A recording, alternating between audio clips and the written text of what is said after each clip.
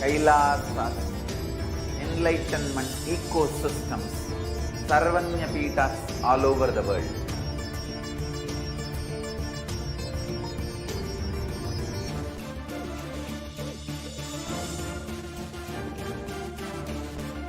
All powerful cognition, knowledge, only when you live, power manifestation and possibilities manifestation happens. It's a fundamental truth.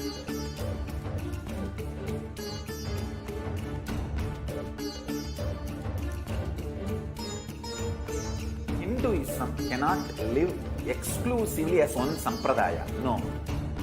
All sampradayas of Hinduism is an ecosystem.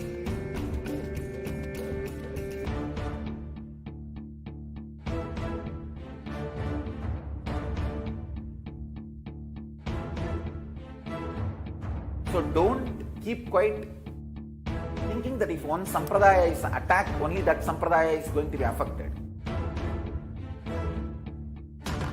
All of us are ecosystem.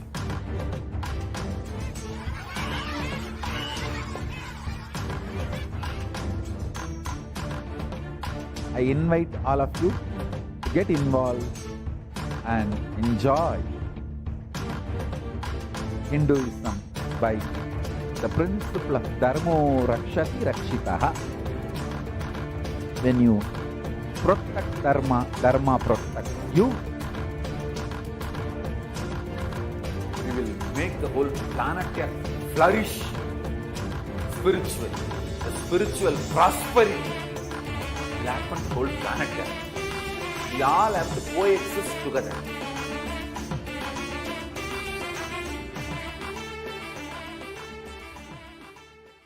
Just be alive for next 3 years. Don't die within next 3 years.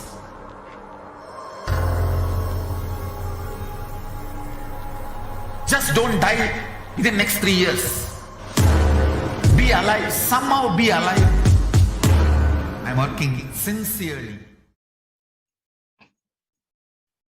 Nithyanandam Paramasukadam Kevalam Jnanamurtim Dvandvatitam Gagana Sadrusham Tattvamasyadiraksham Ekam Nityam Vimalamachalam Sarvadi Sakshi Bhutam Bhavatitam Trigunarahitam Sadgurum Tam Namami. Nithyanandam, everyone. I welcome all of you who are watching us today on YouTube, Facebook, Twitter, Instagram, and many other social media platforms. I welcome all of you today for this Parashakti Akashic readings, where we will be seeing the Akashic readings given by Devi Parashakti herself out of her extreme compassion.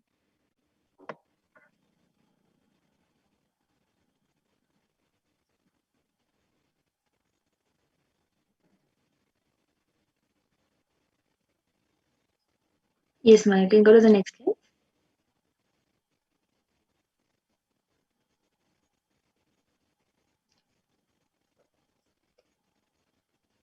Yes. So if you are here, it means existence wants you to be here in this form. You are not an accident, but you are an incident. You are a conscious miracle of existence. Existence is trying to express itself through you. Welcome to this sacred spiritual experience, your digital experience of the divine.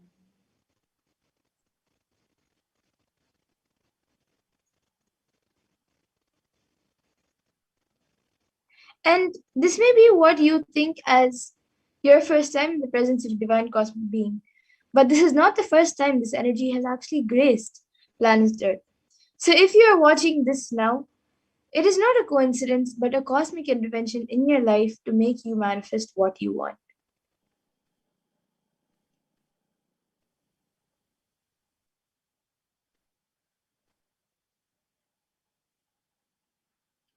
You are a conscious miracle of existence. How is this possible? How has this worked before? Experience these answers through powerful cognitions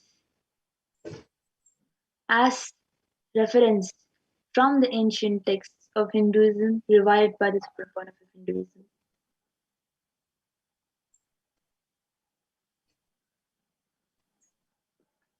And now let's see who is Devi Parashakti, the divine cosmic mother. Let's see a small introduction about her.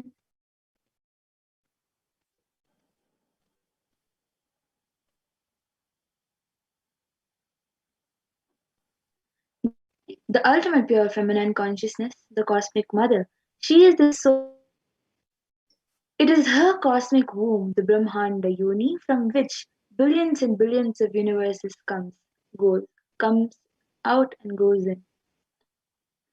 Source where the Big Bang and black holes go on. Parashakti is the main deity of the sacred feminine and the divine consort of Bhagavan Paramashiva, who is the primordial divinity of Hinduism.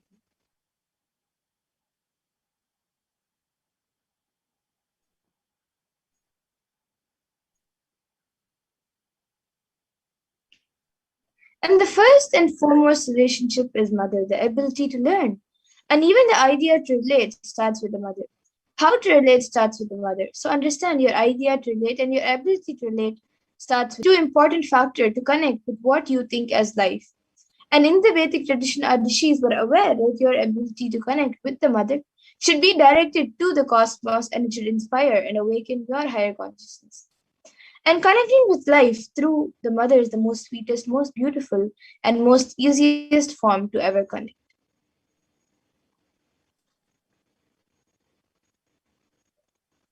So the cosmic mother, today, out of his extreme compassion and love, the supreme one of Hinduism is manifesting Devi Parashakti herself, embracing us, answering all our questions, attending to all our prayers, giving boons, healing us, revealing our past, present, and future, delivering profound spiritual truths, and ultimately giving us the experience of Paramashivoham itself.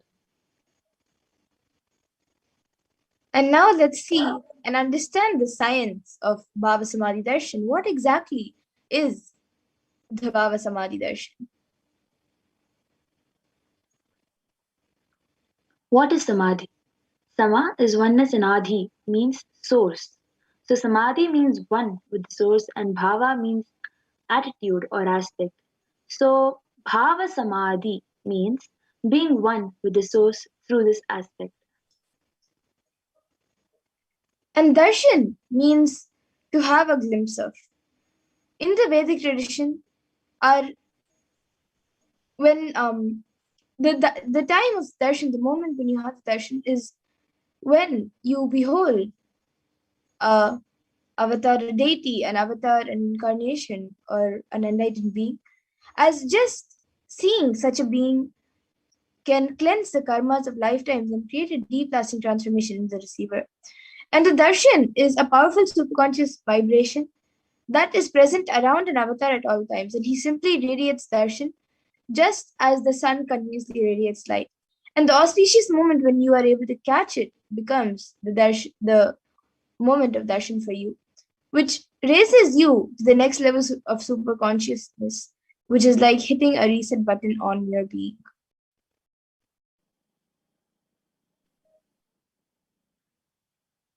So the science of Bhava Samadhi Darshan, where the divine cosmic beings are real. They manifest from Kailasa, the enlightened time space zone, through deities and incarnations.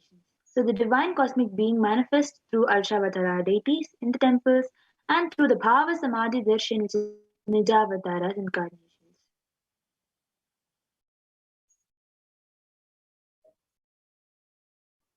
And the Bhava Samadhi Darshan is the science of where the Nijavatar manifests Paramashiva, the consciousness.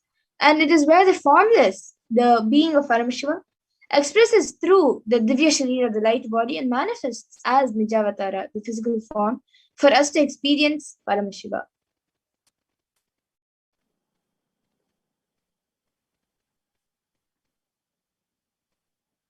So the Arshavatara deity reflects the consciousness and manifestation, being of the superconscious energy, but human beings are not mature enough to receive the higher level experiences from the Arshavatara directly.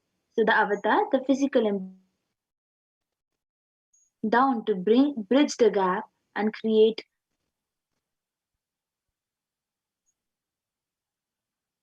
You can go And back to the the Bhava previous slide. Samadhi, Yes. Yes, so that avatar, the physical embodied form, comes down to bridge the gap and create experience of the superconscious energy in all of us. And the Bhava Samadhi Darshan awakens the Kundalini Shakti, which is the latent potential energy in every human being, which is in all of us. And this influx of superconscious energy actually visibly slows down the aging process as well as improves immunity to disease and many more such such superconscious breakthroughs. And during the darshan, the whole brain comes alive, turning into a superconductor for these superconscious energies. And these energies heal, empower, and transform all of our lives. So during the Bhava Samadhi Darshan, our neurons mirror that of the avatars. Mirror neurons activate and process all the observed moments or the information of the avatar just by seeing. And without moving, receive what is happening elsewhere through a process of direct observation, experiencing the superconscious energy radiated by the avatar.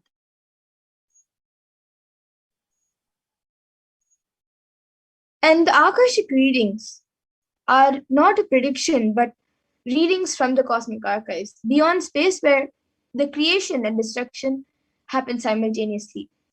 In the dimension of time, the past, present, and future starts. But as the Akashic records are stored in the Akasha, the space dimension, there is no past, no present, and no future. And that is why what you call as happening, yet happening and yet to happen are clearly already recorded.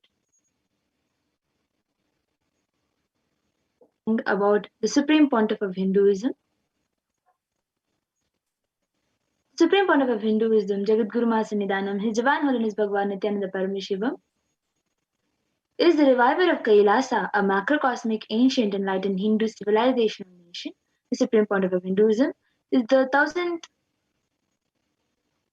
as per Hinduism and is recognized by his predecessors who are enlightened masters and adepts. The Supreme Pontiff of Hinduism has made the science of power manifestation, yoga, and temple-based universities a lifestyle for humanity.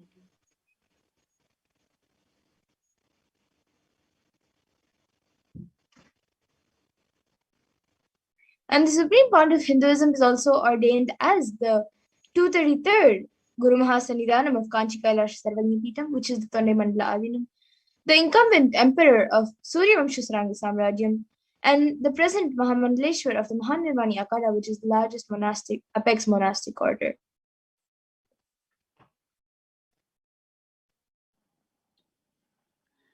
The Supreme Pontiff of Hinduism is the 1000th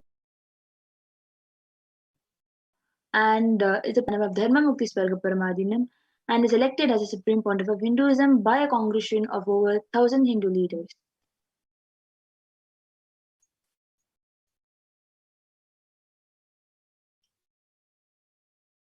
He is also revered as a teacher of Hinduism, the most prolific, most viewed, read, and watched. And he has authored 300 books and 10,000 articles in 3 different languages, which are English, Tamil, and Sanskrit. And these are translated in 50 languages with over 1,000 titles. And he has also over 20 million copies of books and articles, which are sold, read, and downloaded in over 10,000 hours of discourses.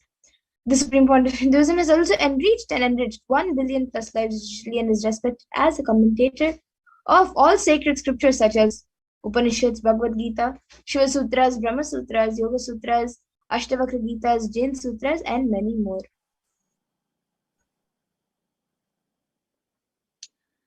The Supreme Pontiff of Hinduism is honored as leader of Hinduism, the most awarded, internationally recognized Hindu leader, reviver of 108 ancient Hindu sampradayas, including the Rudrakanyas, Rudras, Rishis, Rishikas, Bhairavas, Bhairavis, and Sannyasis, establisher of largest Hindu university, the Kailasas Nithyananda Hindu University, in the world with satellite campuses in 150 countries, establisher of 1,000 plus Kailasa enlightenment ecosystem and is the founder and reviver of over 100 Sarvagnipitas, collector of the largest Hindu library with over 1 million books 1 million palm leaf scriptures, and over 20 million digital books. And now we will be moving on to the next segment where we will be seeing the live demonstration of the extraordinary Shaktis given as a gift to humanity and given to all of us as a gift by Supreme Pontiff Hinduism through the science of Diksha. So we will now be moving to the next segment where we will be seeing a live demonstration of the manifestation of extraordinary Shaktis.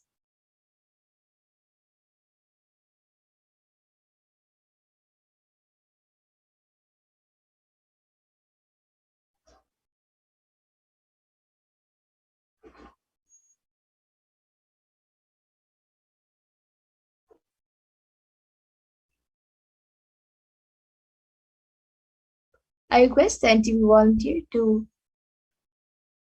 project the power manifestation slides. And so today the Balasans and the Nithyananda yogis and the initiate disciples of the Supreme Pontiff Hinduism will be sharing with all of us, with all of you, the experiences and results of the extraordinary manifestation of the extraordinary Shaktis given to us through the Diksha and initiation by the Supreme Pontiff Hinduism. Yes, we can move on to the next slide.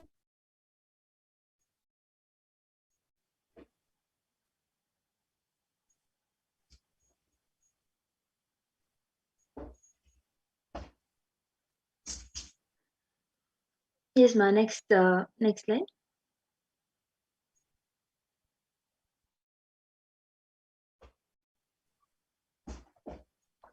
So in today's Bhava Samadhi Darshan, all of us will be receiving the initiation into third eye awakening and various other powers with the blessings and the grace of the Supreme Pontiff of Hinduism. And we will be manifesting the following power of third eye, where we'll be seeing with the eyes blindfolded. So many of us might be wondering where the third eye is located.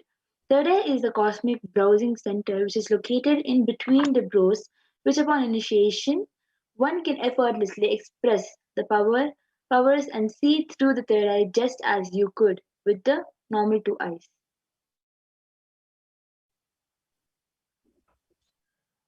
And now let's see what are Shaktis. What exactly are these Shaktis that we are speaking about and how they work?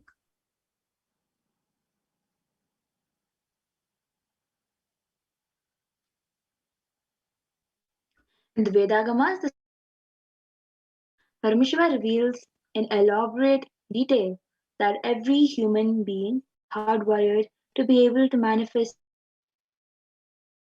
the Shaktis, the divine powers. Manifesting powers, the Shaktis are described as a system, method, and science for human beings to explore the various possibilities in powers and have access to various states of consciousness. Shaktis manifest from the fundamental cognition that you are divine and you need to manifest divine, and not that you are a man and you need to reach the divine. And many of us might have heard the term siddhis as a word used for the manifestation of powers. So let's look at the difference between Shaktis and Siddhis as what Swamiji says. So Shakti is expressed from the space of enlightenment as a side effect of feeling connection with the divine and high integrity with the Guru, and are a source of enlightenment, whereas Siddhis are powers that manifest from tapas or penance for enlightenment and are on the path of enlightenment.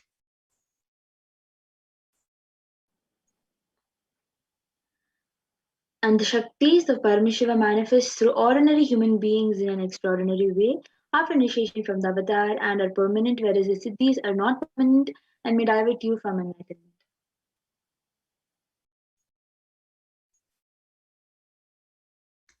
And the source of all these Shaktis, Paramashiva, is the primordial divinity in Hinduism, the ultimate reality and cause, which is self-effulgent, Swayam Prakasha, all-pervading, unchanging, beyond time, space, form, and causality. And as the fundamental base of Avyakta, the unmanifest, and Vyakta, the manifest existence, he performs the Panchakritya, or the five cosmic acts of Shrishti, which is creation, Sthiti, sovereign rulership and maintenance, Samhara, rejuvenation, Tropava, which is pulling out delusion, and Anugraha, which is liberating grace for all living entities.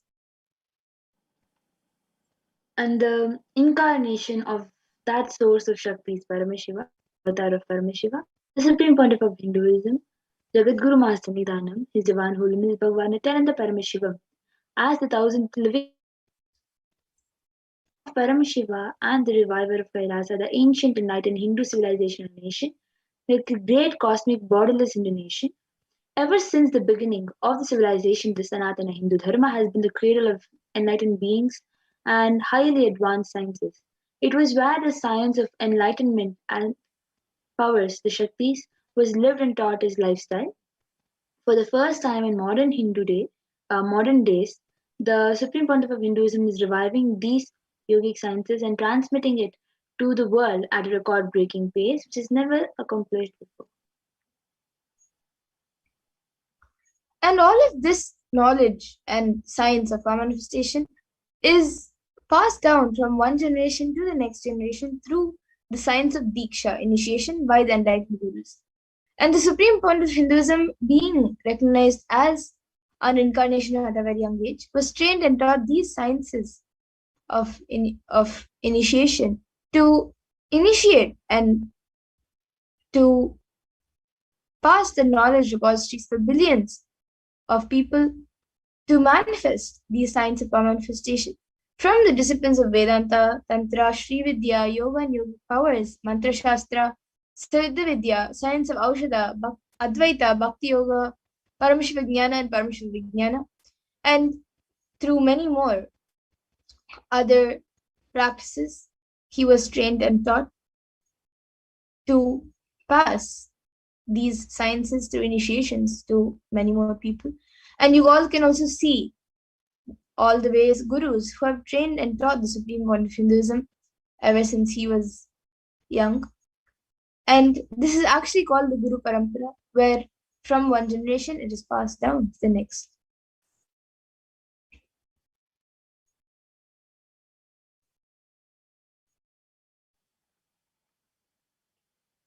So how do we awaken these divine Shaktis in us?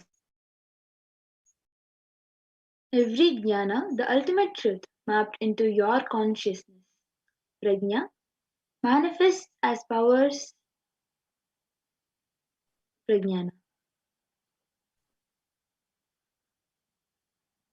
Diksha is the direct transfer of spiritual energy by an enlightened being So this is through a look, video on the science of word, or touch.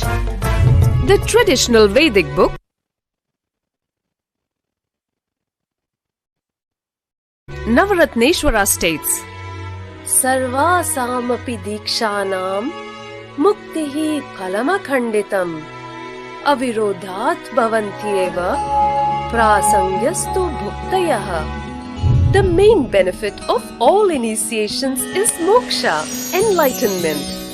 As a side effect, health, wealth, leadership and well-being happen. And in Rudrayamala Tantra, Shiva says, Devi Diksha Vihinasya Na Siddhihi Na Cha Sadgatihi Tasmat Sarva Prayatnena Guruna Dikshito Bhavet. The one who is not initiated does not attain liberation nor a better future. So by all efforts, one should get initiated by Guru. What is the science of initiation? Neuroscience has proved that the process of initiation floods the brain with energy. This is the superconscious energy of Kundalini, our own highest inner potential energy. As the Kundalini flows from the thalamus to the cortex, it sets up a powerful energy loop within the brain, which awakens the latent non-mechanical parts which we have never used before. With increasing levels of coherence, the whole brain comes alive, turning into a superconductor of conscious energies that heal, empower, transform our lives, bliss and fulfillment. Initiation creates high awareness, visualization, creativity. It also slows the aging process and improves the immune system. Kundalini awakening, healing experience, levitation, teleportation, materialization. Experience the power of initiation through a range of exclusive programs conducted at the ashram. Nithyananda Dhyanapitham, Nithyananda Nagar, Biddi, Bengaluru. Contact 97422 03311 82774 90091. Visit www.nithyananda.org.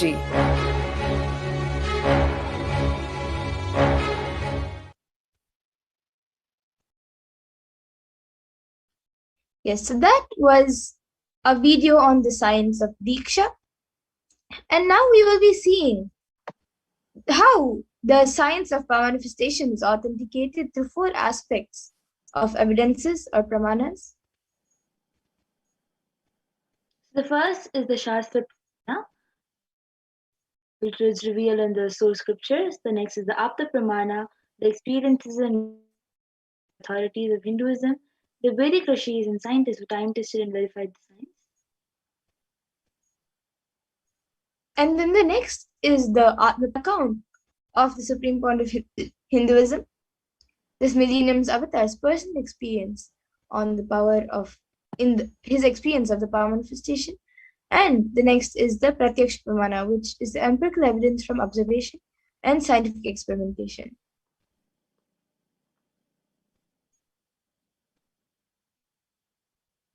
The Vedagamas are the living applied science.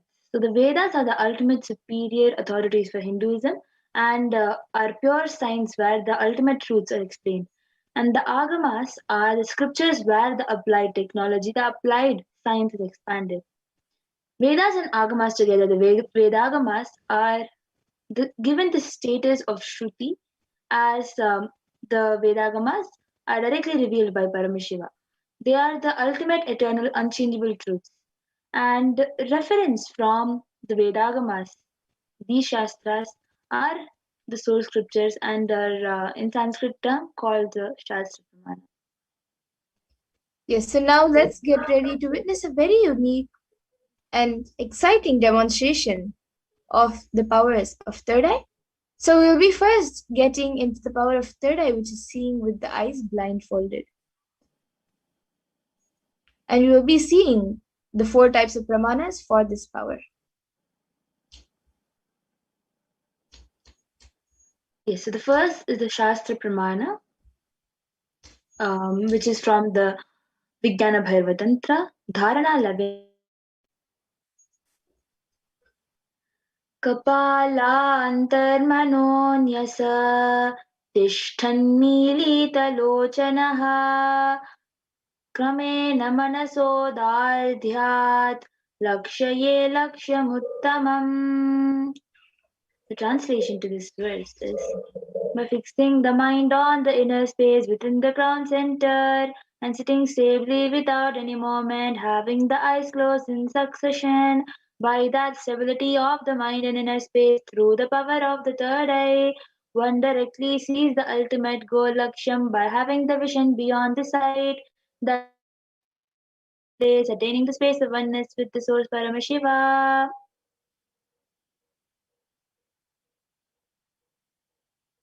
The next is the Apta Pramana, where Krishna initiates Arjuna into this power of third eye.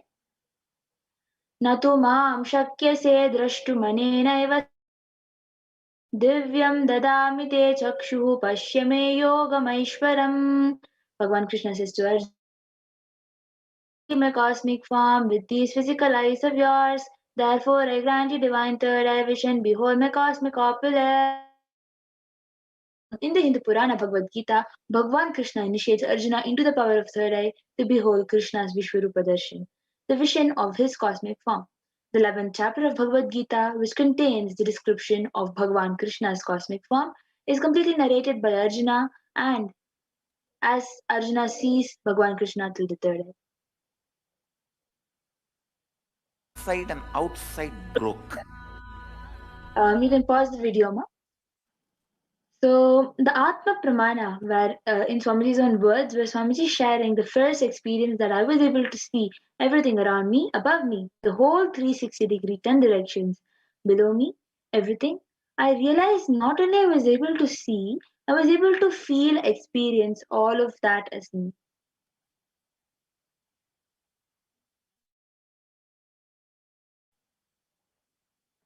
The next being the Pratyaksha Pramana, the empirical evidence from observation and scientific experimentation.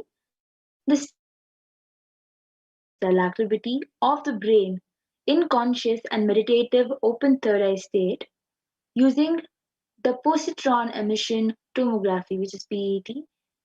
It was scientifically proven that when doing the daily activities, high activity is measured in the brain where the third eye is located, and when in deep samadhi state, the open third eye state, only third eye region is active, and almost 90% of the rest of the brain is at peace.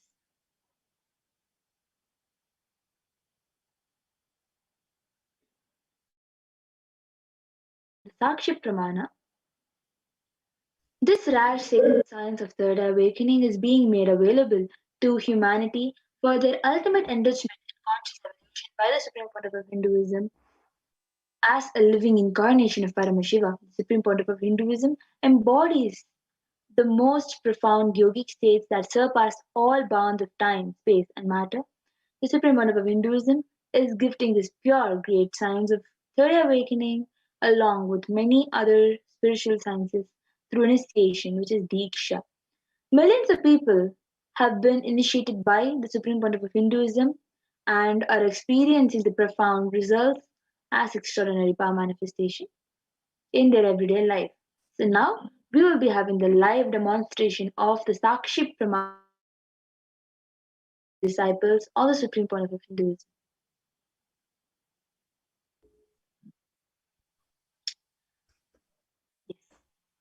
So now we have with us Ma Madhura, who will be demonstrating this power, the power of third eye, to all of us. So Ma Madhura is having an eye band in her hand, as you can all see. It has a strap which will just hold onto the head. That strap will the eye band onto the head.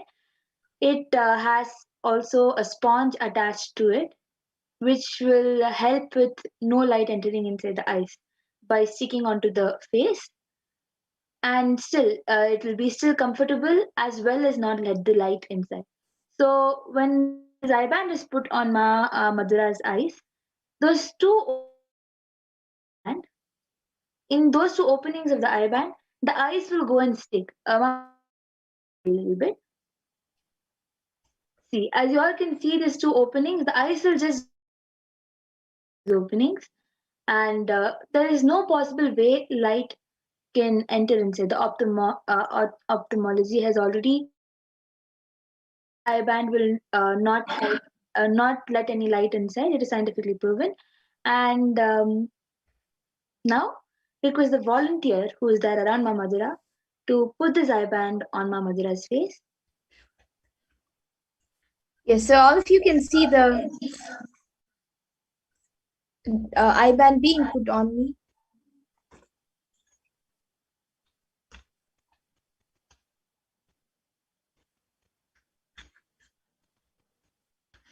So now the volunteer is placing it on the nose so that it will be covering properly and is tightening the eye band. You can move a little to the right and center. Yeah.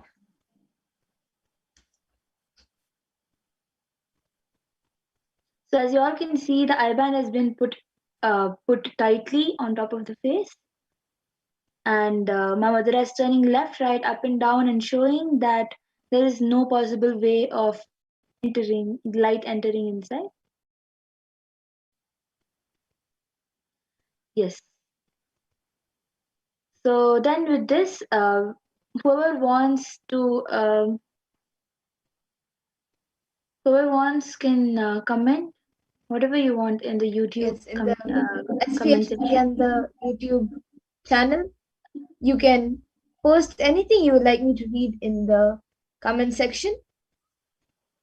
Yes, I think the last comment we have is from Ma Nitya Maha Adbhut Charitra, who has put Nityanandam and then 3 Namaskar emojis with white hands or like brownish hands and then a red heart.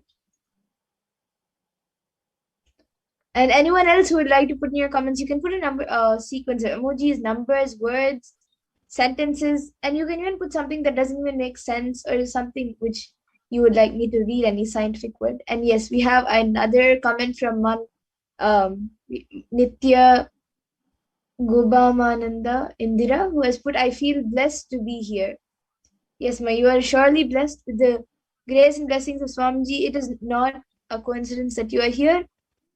Only with Swamiji's blessings, you can even be here. And we have another comment from Saranka Vityakaran, who Manitya Lalatakshananda, who has put Jivan Mukti Bhashya is the book to read, the Chaturmasya, and then a rose emoji and a emoji with 3 books, with a yellow book, blue book, and a green book.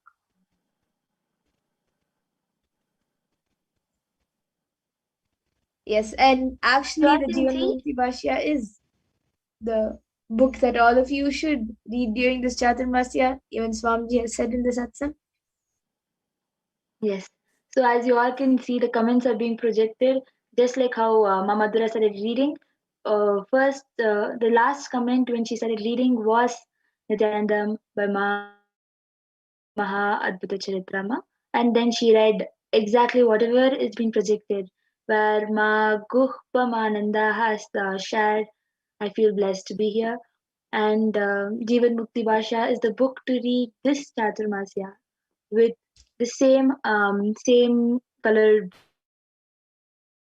As you all can see, exactly what Paramashiva revealed to Mamadura and what people have been commenting in the YouTube section is exactly the same.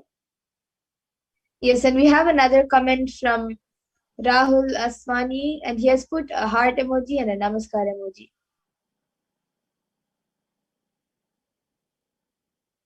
And anyone else who would like to comment, you can put any scientific words which you think I may not be able to read or I may not be able to pronounce. But even if I'm not able to pronounce it, I can read the spelling out and I can tell you what it is. So anything you would like me to read, it can even be a language, yes, a different language, anything you would like me to read.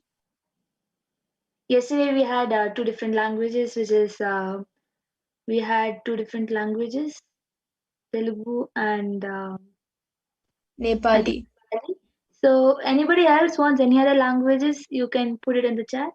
You will see that either she will be able to write it down and show, or she will be able to read it out through the third eye. Yes, so we have another comment from Saranka Vityakaran, Manitya Lalatakshananda. She has put 2 heart emojis, 2 namaskar emojis, then a Trishul emoji, and then a heart with a dot under that type of emoji. And then we have Manitya Mahadvita Charitra, who has put something in, I think, Chinese. It looks like Chinese. And then we have Rahul Aswani, who has put alpha, beta, and gamma radio waves, and then a Deepa emoji and a flower emoji. And it is a mud lamp, and the fire is facing the right side, like my right. So yeah, and between after alpha, beta, and gamma, there are 3 dots before the word radio. So exactly whatever has been put by Rahul Ashwaniya, which is some scientific terms. Exactly that is what Parameshwar revealed to Mamadura also. And yes, and I think we have another comment from Saranka Vidyakaran Manitya. She has put something which I think is Gujarati, if I'm not wrong. It is some North Indian language.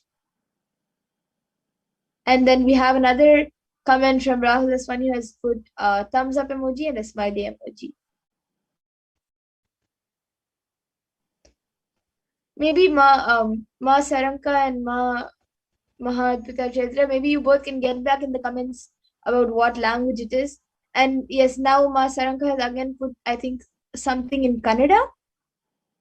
She has typed a word in Kannada. Yes, so as you all can see, Mas has put in another language, which I think is, as Ma Madhura said, Parameshwar revealed to her as Gujarati. Rahul Ashwani Aya has put thumbs up and a smiley emoji. And Ma has put in another language, which is Kannada. Yes, and all of you can also get back in the comment section. Maybe you can get back saying what language it is, and I'll be reading it through my third eye saying which language it is. Like you can, if it's Telugu or Kannada, you can get back in the comments saying what language it is, and I will read it saying which whatever you type. And Yes, anyone else who would like to put any other comment can put your comments in. Yes. You can actually put the language, and Ma Madhura will read what language you have put in. Yes, and Ma Saranka has now put said yes, Gujarati and Kannada. Amazing. So, and then Ma Advaita Chaitra has said yes, it is Chinese. Amazing.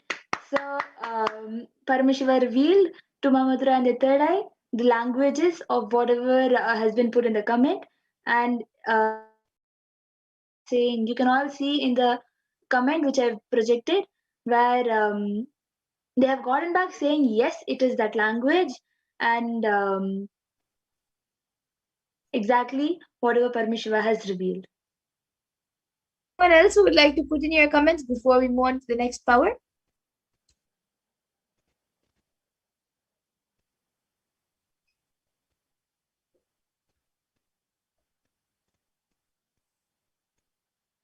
Okay, so now I request a volunteer to remove my IBAN. So I will be removing my IBAN now, and then all of you can see the IBAN.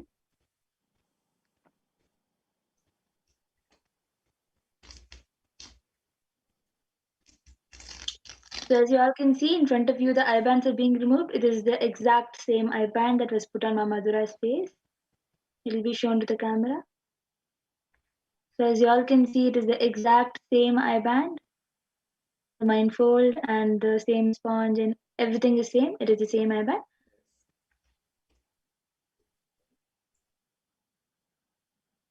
So then with this, we'll be entering into the next power, which is the power of body scanning.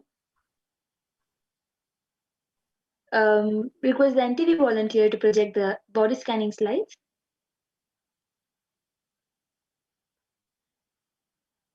So in this power of body scanning,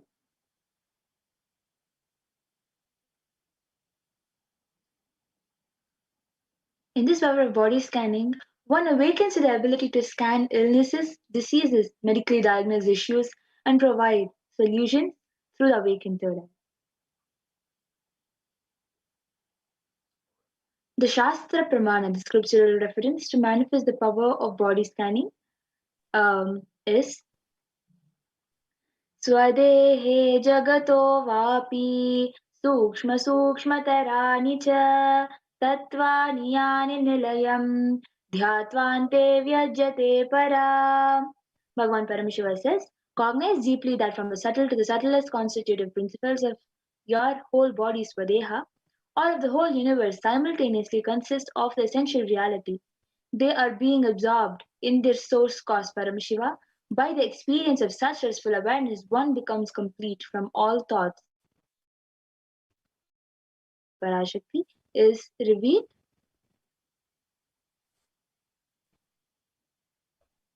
Yes, and the next, the Apta Pramana for this power of body scanning comes from the life of a Siddha whose name was Terayar. And he was one of the prominent disciples of Agathir. And one day, a man suffering from severe headache comes to Agatya for healing. And Agatya uses the power of body scanning and identifies the root cause of the headache. He reveals that there is a small therai, a type of frog, sitting in the person's brain. And Agatya then immediately instructs Therayar, his disciple, to perform an open head surgery and remove the frog. And after the surgery is completed successfully, the person is completely healed and cured of the headache, and thus Therayar gains his name, which is Therayar.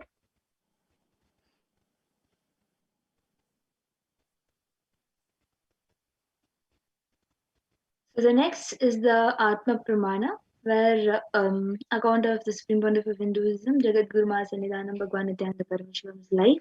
That on the 22nd December 2019, the Supreme Pontiff of Hinduism, His Divine Holiness Bhagwan Nithyananda Paramashivam, revealed how Swamiji uses the power of only when I had the multiple compound hand fracture, I was forced to go for surgery and therefore for medical checkups related to that. At that time, they detected heavy metal quantity in my different organs. It was revealed that I had been poisoned without our knowledge. I immediately used diagnostic methods instead of medical facilities to study the body condition due to the poisoning. Through body scanning, I found out what the problems, imbalances had happened and where the balances had to be done. I used allopathy as the second opinion to verify my findings. And all of you can also see the experiences and results of the extraordinary manifestation happening through initiate disciples of the Supreme Court of Hinduism. So you can see that few of the initiated disciples have shared their experience of this power manifestation, where they have manifested the power of body scanning and they've shared it on social media. So you can see screenshots taken of that. And now we will be witnessing the power of body scanning live being done. So anyone who'd like a body scan can put your comments in the YouTube comment section and we will be doing a body scan for you.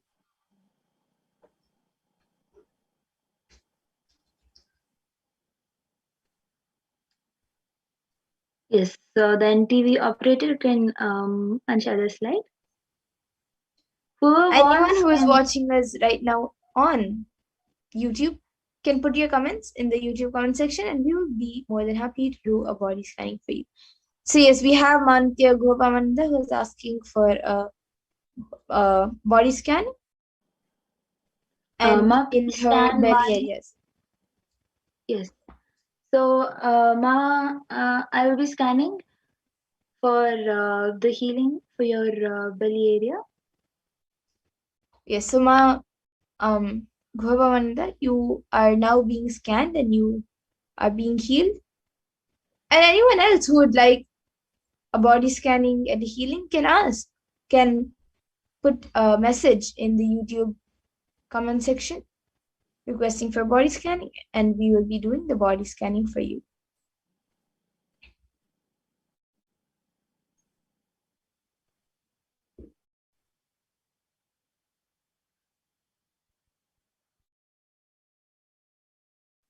Yes, and I see Ma Saranka has asked, could you scan my body and tell me what my root pattern is? Yes, Ma. Now I will be scanning for you. So Ma Saranka, now you are being you will be scanned. And once Ma Prajnana is ready, she will be sharing for Mantya Guhabhamanda. Yes, so Guhpamananda, I was able to see that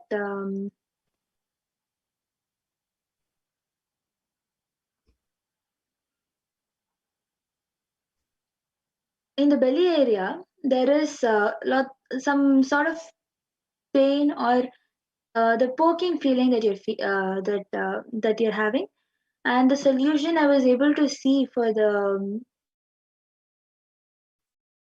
that I was able to see that you have to apply some turmeric mixed with lemon on your belly. Have castor oil and haritaki. is going to help you a lot. I was able to for you. You can get back in the chat, ma. And Ma Mariam Dawood has asked, yes, ma, I would like to have a body scanning.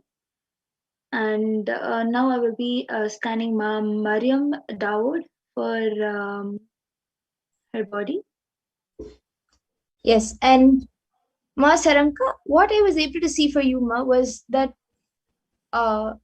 your root pattern is mainly attention need, and with that attention need, like that is the root, and from that fear also arises. So I was able to see these two as the main things, and for completing with that, this has all root patterns get formed before the age of 7. So like I was able to see the exact age when you develop a pattern for attention seeking, attention need, and like fear was around the age of 4, when you were, and like when you were going to become 5. That was around the time when you developed the pattern for attention seeking. And from that time, it's like if you don't get attention, then you feel that you have done something wrong, or you have done something that you are not getting attention, or people are not looking towards you, or telling you anything. So that is what affects you even in your day-to-day life. And even uh, because of that, like thought current, and because of that root pattern, thought current that you have also is based most of the time on like how you can get more attention, or more how people can be with you more, and how you can get more attention. So if you see, actually, even in your day-to-day life, at different points it is going towards that again. And that is also affecting you physically. I was able to see it's mainly affecting your stomach, and also it is also affecting actually your all the 7 chakras. It's affecting that. And I was able to see, if you do the root pattern completion, intensely do the root pattern completion which Swamiji gives, and if once you've done that intensely, I was able to see that you will be able to start manifesting powers. And the first power that you will be able to manifest will be remote vision and third eye reading. So these are the 2 powers which I was able to see will start immediately manifesting. And along with it, you will also manifest consciousness over matter. So you will start manifesting these 3 powers, like really good, if you do an intense root pattern completion, especially with attention need and fear. So this is what I was able to see for Yuma. And Yes. now I'll be scanning for Mahadbhuta Charitra has asked to scan and tell why she finds it hard to motivate herself. So yes, now I will be scanning you. And Goba Manand has also gotten back saying, yes, I do have poking pain in my belly, and also scan my root pattern. So yes, you can, once you have shared, you can maybe scan the root pattern from Auntie Goba Manand. And Ma Saranka has also gotten back saying, okay, Ma, okay, thank you so much, Ma. Yes, it makes sense, Ma. Okay, I will do that. So now I will be revealing what Paramashiva revealed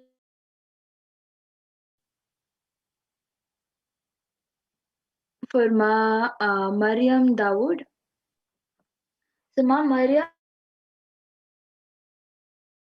you have very dry and kind of weak scalp, and really dry. I was able to, and not so much, but really painful cracks on your foot. It is not like, actually it is not like a evident crack, but you have pain on the sole of your feet. And I was able to see that you also face some sort of digestion problem, And the solutions I was able to see for these problems is for your digestion.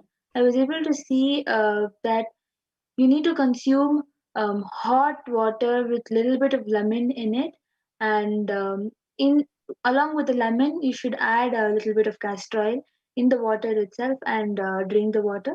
This is a solution I was able to see, and I was able to see for your hair that you need to apply some curd and haritaki mixed together on your scalp, and apply some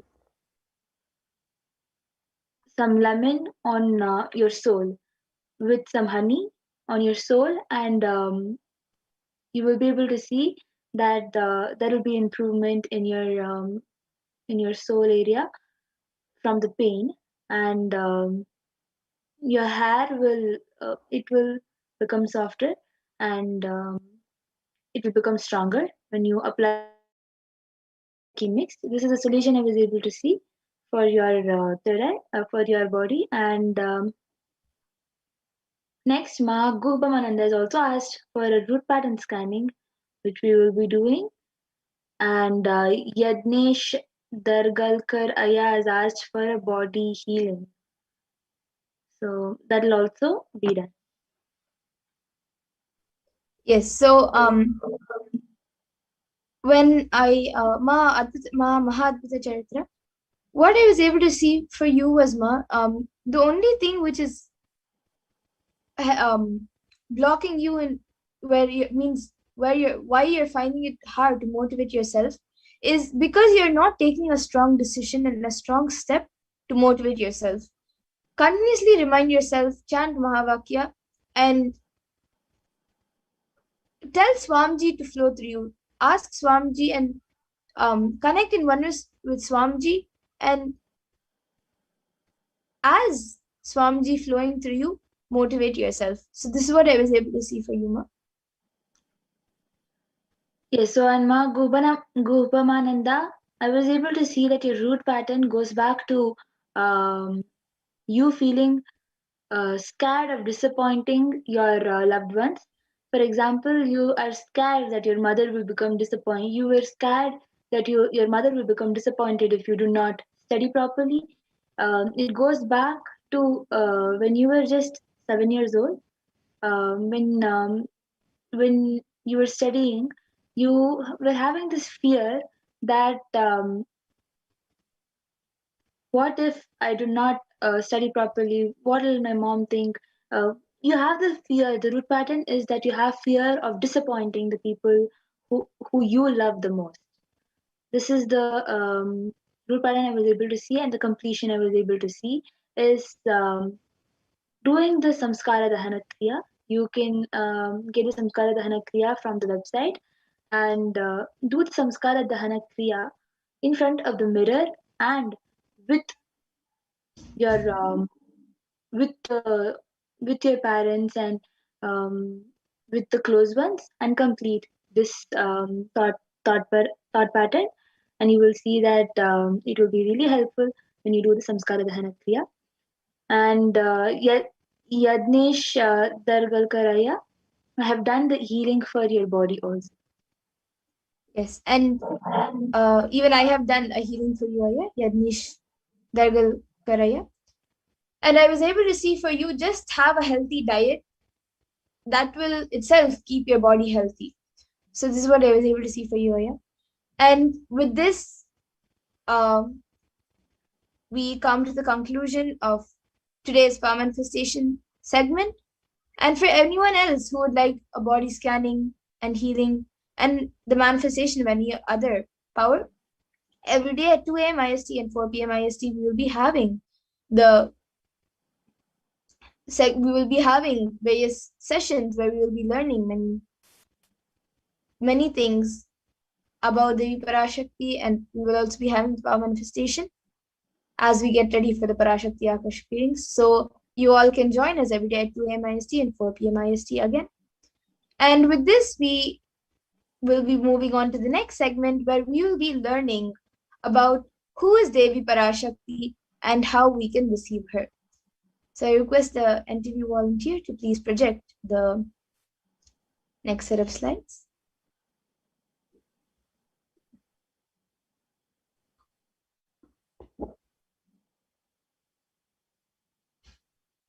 And just before that, Ma Adbhuta Charitra has also gotten back saying, "Thank you, Ma. Yes, you're very right. I will chant Mahavagya." Yes. So now in this next segment, we will be learning about divine feminine consciousness and who is Devi Parashakti.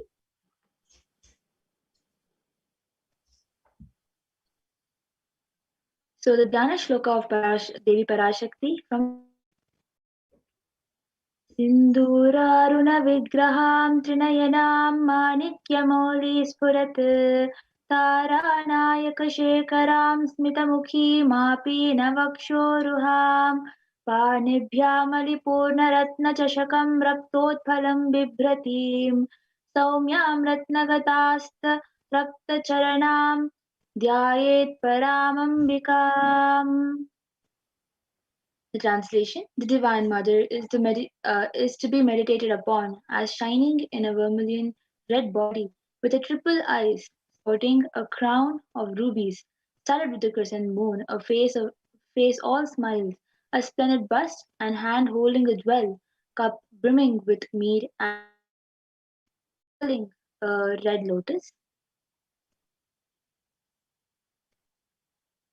And another Dhyana Shloka of Devi Parashakti, which describes her beauty, is also in the Lalita Sahasranama. Arunam karunam tarangatakshim dritapashankushapushpabanachapam animadibhiravritam ayukaihi vibhavaye bhavani. We can move on to the next slide.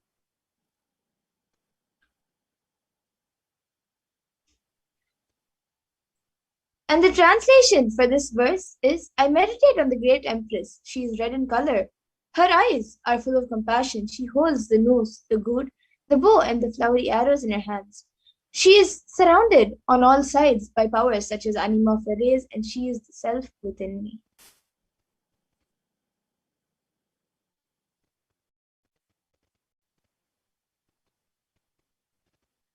Devi, the ultimate pure feminine consciousness, Parashakti, is the cosmic mother. It is her cosmic womb from which billions and billions of universes comes out and goes in. Source where the Big Bang and black holes go on. Parashakti is the source energy, source power from which all of us came, in which all of us are even now, and in which all of us are going to merge.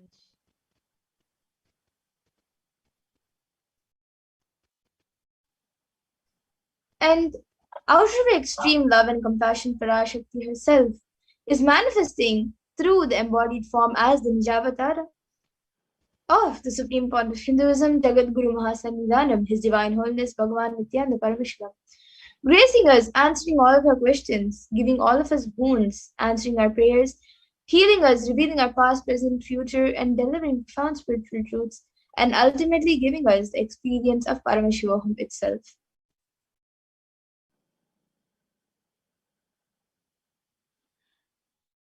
Of Devi Parashakti herself, raising as Omkara, expressing as Vedas and Agamas, blossomed as Hrimkara, filled as Parashodasi, living in 40 triangles. The Kailasa Swamini, who is in Kailasa Shripura Chintamani Parashodasi, sitting as part of Paramashiva, Parameshwari, who rules Paramashiva, Meenakshi. As Nityananda, I took Nijavatara here to give good boon to everyone, to bestow all goodness. Hiranyagarbhaswarupini, Brahmanda Yoni, Shami, Chandramauli, Rapala, Aparna, Uma, Parvati, Savitri, Navayavana, Samraja, Lakshmi, Parameshwari, Parashodasi, Meenakshi, taking the form of Nityananda, I came great compassion and blessing. Listen, people, to do good to all of you, I took the form of Nityananda and came down as Nijavatara.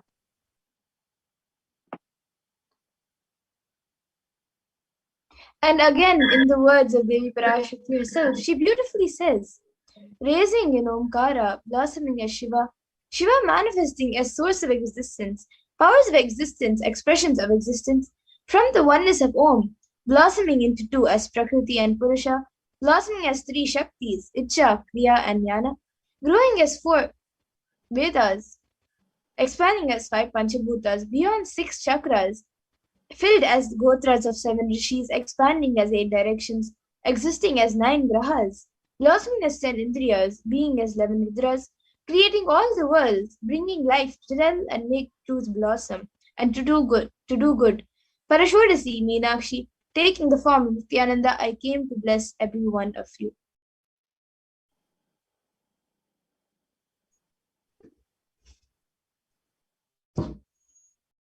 Literally, you're seeing Paramashiva and Parashakti at the moment. She is there in her screen, so always receive very traditionally. Keep two banana, one betel nut, and one coin in front of the screen. What's Devi? Coin is considered a traditional dakshina in the Hindu. It can be to the lowest value in the India. It can be even 1 paisa, whereas in the US it can even be just 1 cent. I'm not trying to monetize. Keep even 1 cent. It's completely alright. So for 100 days, if you have the darshan, then it adds up to $1. And in India, even 1 paise is completely okay. And you can offer all of this to Devi. And after the darshan is over, you can take the banana, beet leaf, and betel nut as prasadam immediately and eat it. And the coins that you collect, you can send it to the LA temple for it to be used as for the further procedures. And for many of you might be wondering how this betel leaf and betel nut may benefit you. Swamiji says this betel leaf and betel nut may look too small, but in a few days you will realize how much it adds up to your sentiments. That really she is there. You will not take the Devi Darshan for granted. And the rituals will break your monotonous unconscious mentality and lifestyle and remind you and raise you to the powerful cognitions. It will break your unconscious behavior.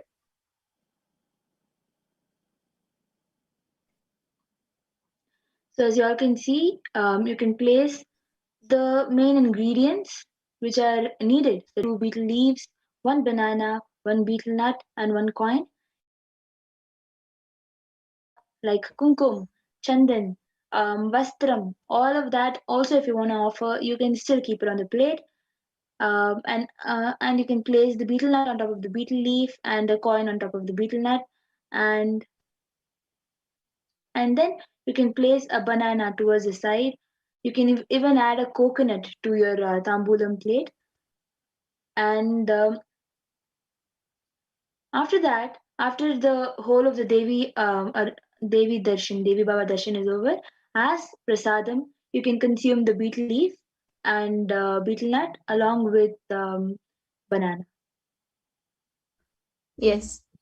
And now with this, we come to the conclusion of this segment where we have learned who is Devi Parashakti and a little bit of what she has revealed for as she is giving us all the blessings and boons. And we have also learned how we can receive her when she comes for the darshan and initiations.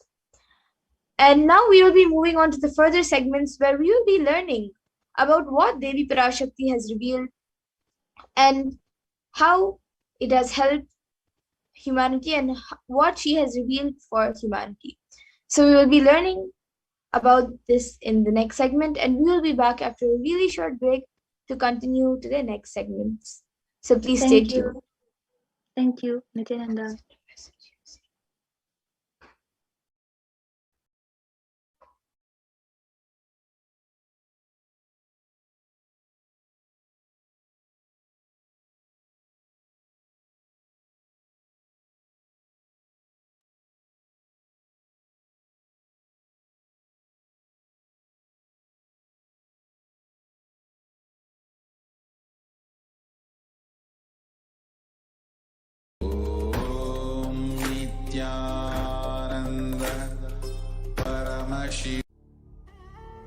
What I mean by the word e-Kailasa, listen intensely.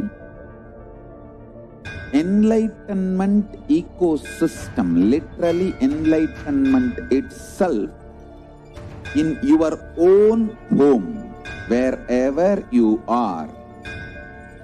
If you cannot come to Kailasa, it's okay. Kailasa can come to you.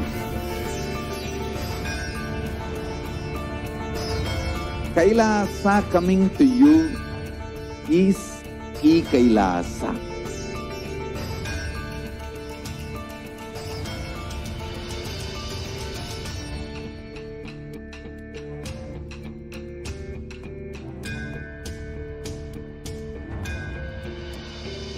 I will revive Hinduism.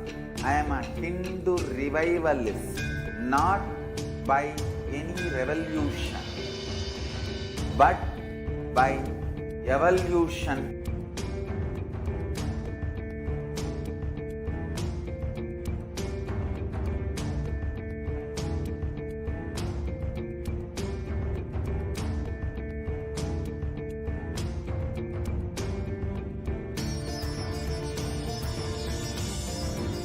And setting model community.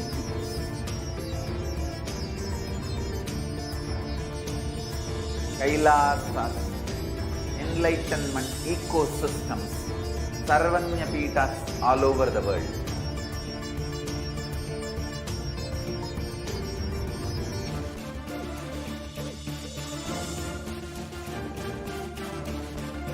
All powerful cognition, knowledge, only when you live, power manifestation and possibilities manifestation happens. It's a fundamental truth.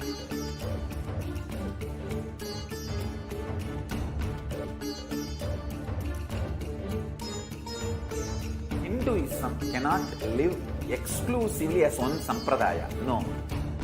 All sampradayas of Hinduism.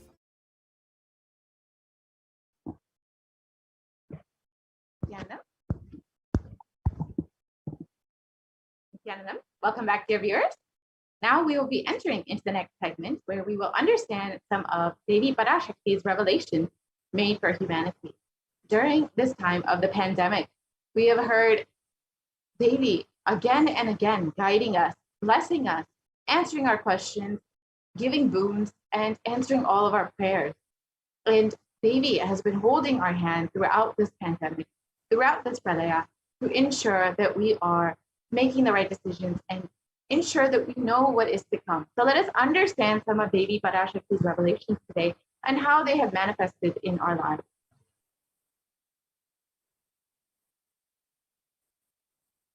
Please go to the next slide, please. Out of his extreme compassion and love, the Supreme Pontiff of Hinduism is manifesting Devi Parashakti herself and gracing us, answering all of our questions, attending to our prayers, giving boons, healing us, revealing our past, present, and future, delivering profound spiritual truths, and ultimately giving us the experience of Paramashivoham itself.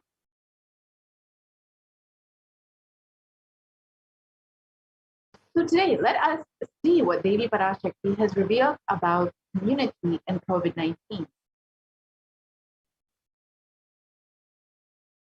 So as we all know, the world has been deeply affected by the COVID-19 pandemic. And we have seen over 186 million people infected with COVID-19, and over 4 million people have died since this pandemic has begun due to COVID-19. And the worst affected countries are the United States, India, and Brazil. And these numbers that we are seeing here are considered to be severely underreported, especially within India. So the actual number of deaths could be much, much higher. The actual number of infections could be much higher than what we understand. The New York Times has reported that the number of deaths within India alone could be 14 times what has been reported. So this is just a very brief understanding of where we are. However, it could be much worse. The scenario could be much worse. So let us understand what Devi has revealed about this COVID-19 pandemic and how it will affect the immunity strength of human beings.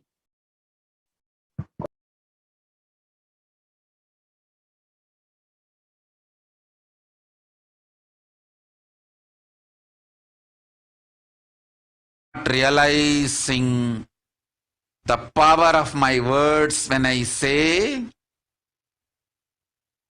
Corona is very much out there with the support of decision makers, rulers, people who are supposed to protect all of you. Due to their irresponsibility, it is there and getting more and more strengthened. It is becoming more and more stronger in multiple forms. And all the other diseases which are waiting to attack human bodies, because Corona has made the immunity strength weak in human bodies. Human bodies have lost the strength of immunity power. All the multi-layer after effects and side effects of this pralaya in political situations, economical situations, social situations, mental situations, in every level.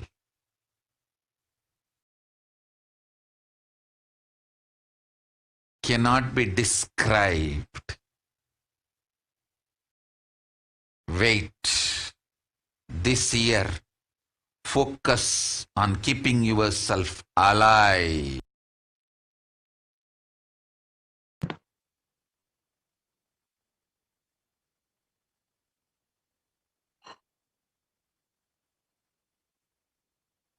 So let us reiterate Devi Parashakti's words on the 18th of June, 2021.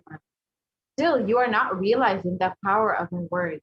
When I say Corona is very much out there with the support of decision makers, rulers, people who are supposed to protect all of you, due to their irresponsibility, it is there and getting more and more strengthened. It is becoming more and more stronger in multiple forms.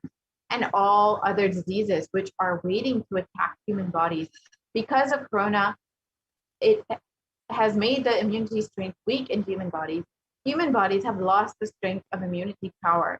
All the multi-layer after effects and side effects of this pralaya in political situations, in economic situations, in social situations, mental situations, in every level cannot be described. Wait, this year, focus on keeping yourself alive.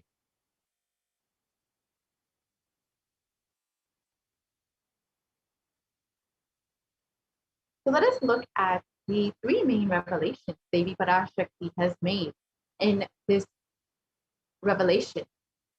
First, Devi explains that Corona has made the immunity strength weak in human body.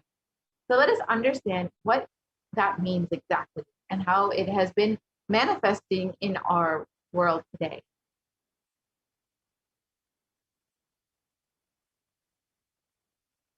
So it was reported in Science Daily on 29th of June 2021 that new research suggests that a coronavirus infection actually alters the biomechanical properties of red and white blood cells, in some cases for months, a possible long explanation for long COVID.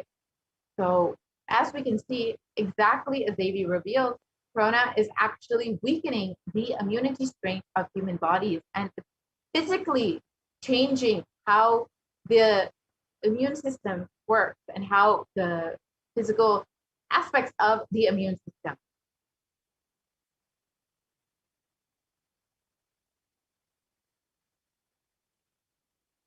And the article continues on. that COVID-19 significantly changes the size and stiffness of red and white blood cells, sometimes over months. These results may help to explain why some affected people continue to explain symptoms of long after an initial infection of COVID-19.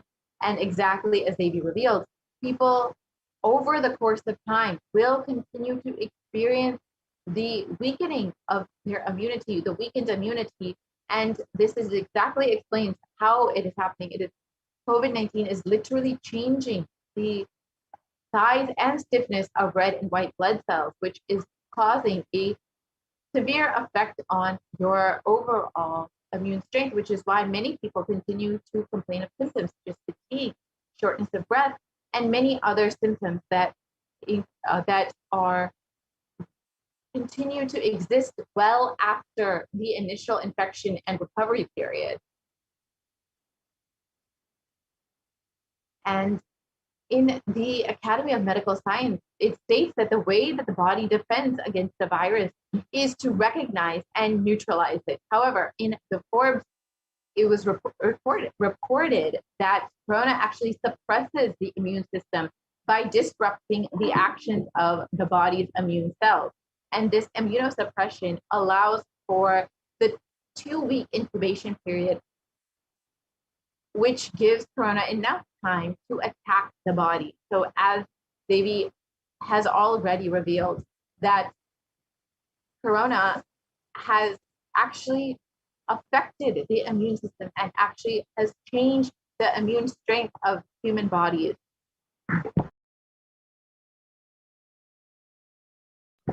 And it has weakened the immune system. So here, let us look at a typical timeline for someone who is suffering with COVID-19.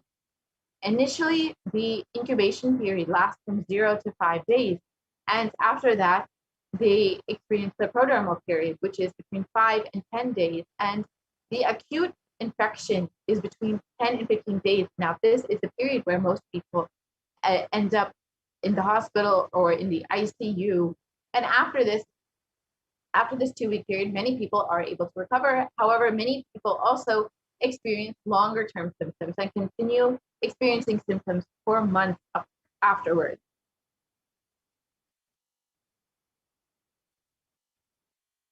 And can we go back to the previous slide, please? Sorry, can we go back to the previous slide, please? Yeah, so further studies, sorry, can we go back to the previous slide? We can go back to one more previous slide.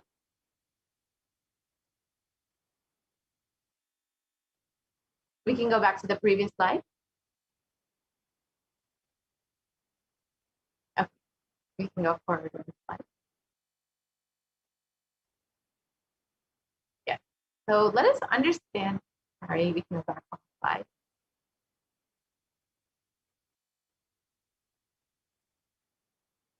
Sorry, can we go back to the slide with graphic with COVID-19? One more slide forward. Sorry, we can go forward one slide.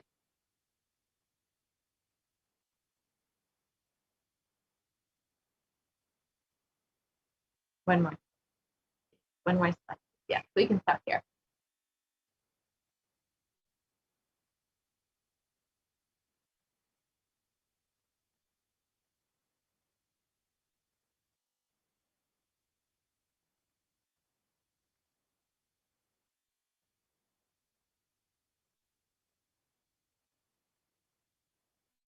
So as we stated, this is the typical timeline for someone who has been infected and is suffering with COVID-19. So we can move to the next slide, please.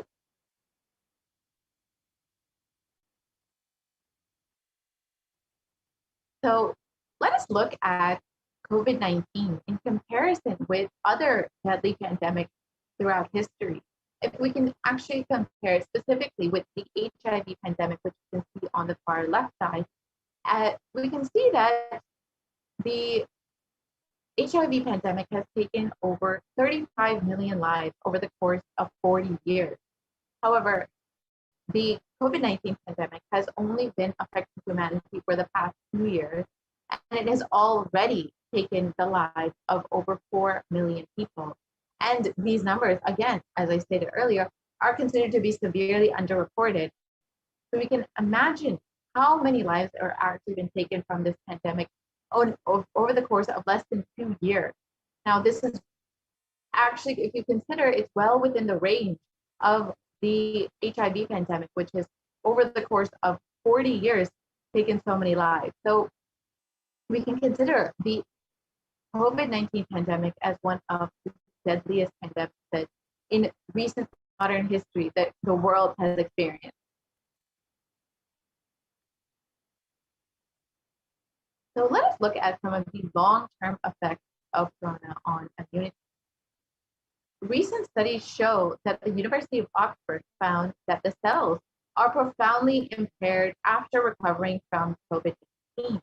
And in the British Society for Immunology, they have claimed that the effects of COVID are far beyond the respiratory health. It also affects our cardiovascular and renal system. So literally, COVID-19 is affecting multiple organ systems and is affecting how our body responds to other diseases and how our body responds, our immune response. So as we can see, Davy revealed this, that COVID-19 will literally weaken the immune system. And exactly as Davy revealed, we are seeing how it is manifesting.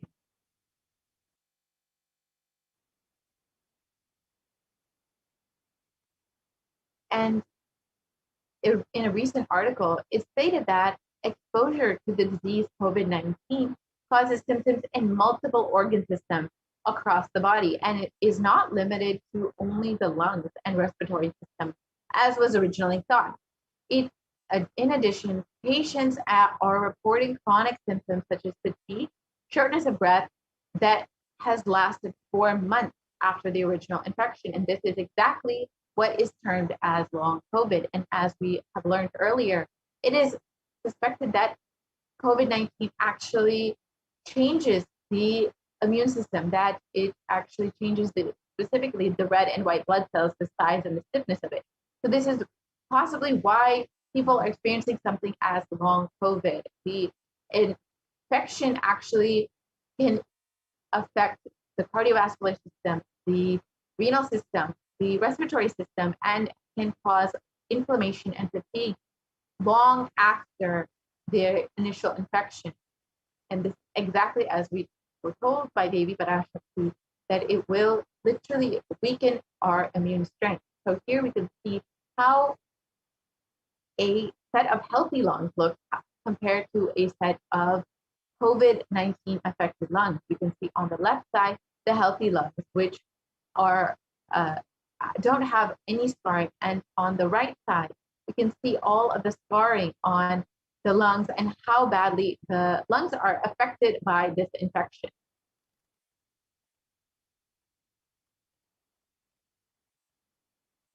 And the symptoms in the CDC, it was reported that symptoms can last weeks or months after the first initial onset of infection, and it can affect multiple organ systems that can include the heart, the lungs, the kidney, the skin, and the brain function. And as we can see that COVID-19 is literally affecting how our body functions, how our entire body functions, not just one system, the lungs or the respiratory system, but the entire multiple organs within the body, which eventually do affect how your body is able to respond to other diseases. So let us understand what Devi has revealed about that. Devi has revealed that all other diseases are waiting to attack the body because the immune strength of human bodies has been weakened. So let us understand that revelation.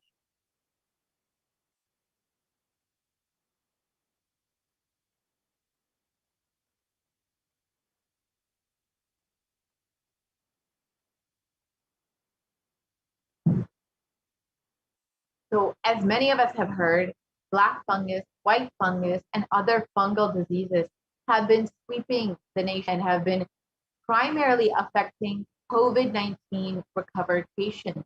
And in one article, it was reported that over 9,000 cases of this rare infection were discovered. This was in early June. And as of recent, even more cases have been discovered. And in another article, it is found that over 90% of the patients who have been affected by black fungus are patients who have recovered from COVID-19 infection.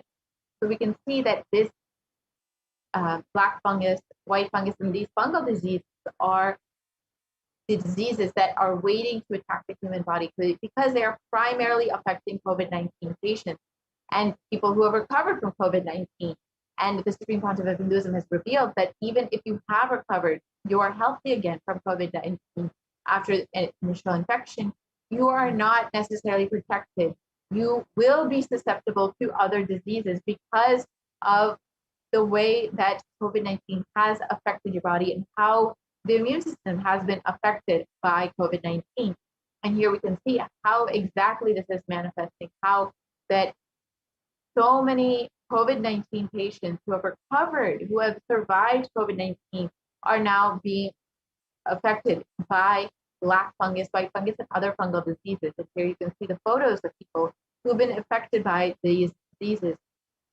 And as many of us have heard, these rare fungal diseases have over a 50% mortality rate. So they are literally taking thousands and thousands of lives. So let us understand the final revelation made by Devi in this revelation. She stated that it is becoming more and more strong in multiple forms. So let us understand what exactly that means.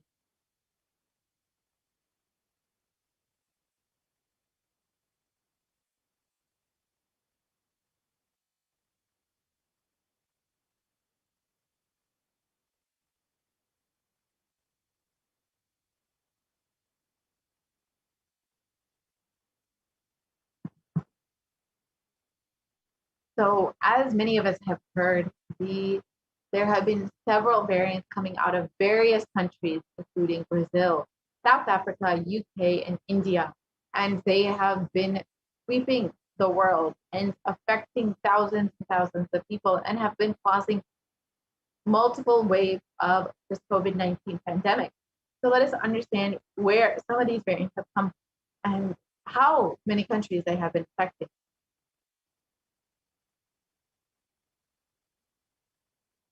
So the Alpha variant has come out of UK.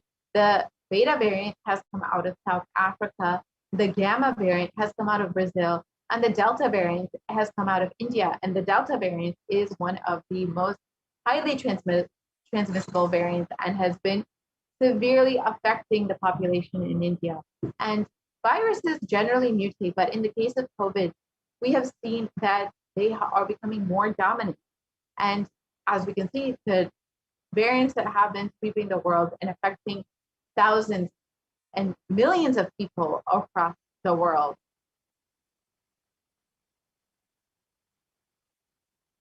And it has been reported that the dangers of these variants was further highlighted when the World Health Organization categorized the Delta variant as the most highly transmissible variant of COVID-19. And this article also indicates that the Delta variant was the primary cause behind India's second wave of COVID-19. And as we know, the country has been severely suffering from this pandemic, this second wave of this pandemic, and unfortunately has to brace themselves for the upcoming waves of COVID-19, the possible third wave, which we may be seeing very, very soon. And here is just a small infographic of the variants that are currently circulating and how many countries have been affected by these particular variants. The Alpha variant out of the UK has affected over 173 countries. The Beta variant out of South Africa has affected over 122 countries. And the Gamma variant out of Brazil has affected over 74 countries. And the Delta variant out of India has affected over 104 countries.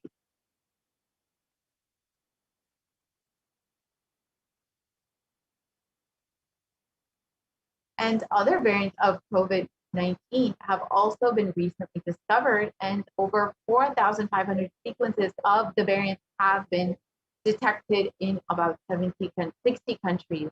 And these studies suggest that the Delta variant is about 60% more transmissible than the Alpha variant, which was much more contagious than the original strain that emerged from China. And the secondary attack rates have been known to be between 51 to 67% higher than that of the Alpha variant. And this is in regards to, again, the Delta variant, which has been severely affecting India over the past several weeks and months. And we are unfortunately having to prepare for other variants that may be arising. Supreme Quantum of Hinduism has already revealed that the Delta Plus variant and the Lambda variant will be very soon affecting India, and that will be even more transmissible, more contagious, more strong in affecting people, and will cause even multiple more waves to come. So it is highly advisable that we take heed to Devi's revelations and protect ourselves as Devi revealed. The only priority for this year is to keep yourself alive.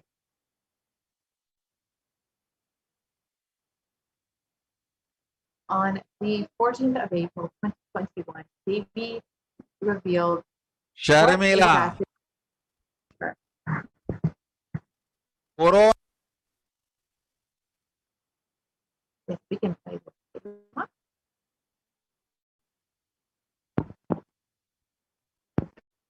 ஒழிந்தது. கொரோனாவை வைத்து அரசியலும் அழிவாட்டமும் செய்ய நினைக்கும் மனிதர்களின் சதிராட்டம் முடிய இன்னும் 4 ஆண்டுகளாகும். என் பக்தர்களையும் சீடர்களையும் கைலாய வாசிகளையும் நானே காத்துக் கொள்கின்றேன், நானே காக்கின்றேன். என் பக்தர்களுக்கு ஒரு துயரும் ஒரு துக்கமும் வாராது. ஆனால் உலகின் இந்த கொரோனாவின் சதியாட்டம் முடிய 4 ஆண்டுகள் ஆகும். 2025 தான் அடங்கும். இது சதியாட்டம், மனிதர்களின் சதியாட்டம்.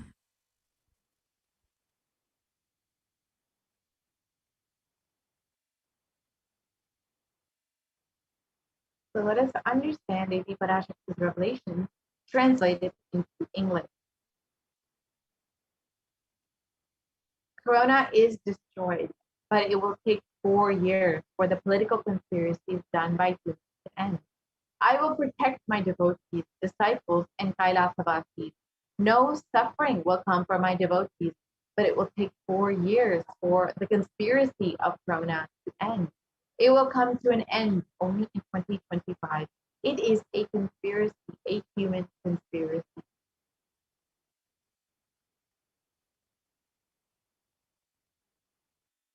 So in this article, it has been highlighted that it is likely that India will be experiencing a 3rd wave of COVID-19 and that it is nearly inevitable. And it states that it will peak between October and November. Devi has already revealed that in Puratasi month, the month between August and September, the 3rd wave will be coming. And as for Devi's revelations, you can see that there is, in fact, more COVID-19 to be coming for India. And this article continues to say that if new variants are discovered, it could spread faster in this 3rd wave. And as the Supreme Pontiff of Hinduism has already revealed, there will be other variants, the Delta Plus variant and the Lambda variant. And they will be a very serious cause for concern for India. So let us take heed to Devi Parashakti's revelations and guidance and see how we can help ourselves during this pandemic and pralaya.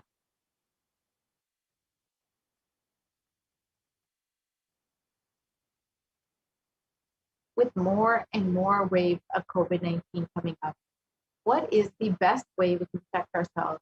And does anybody have a solution for us?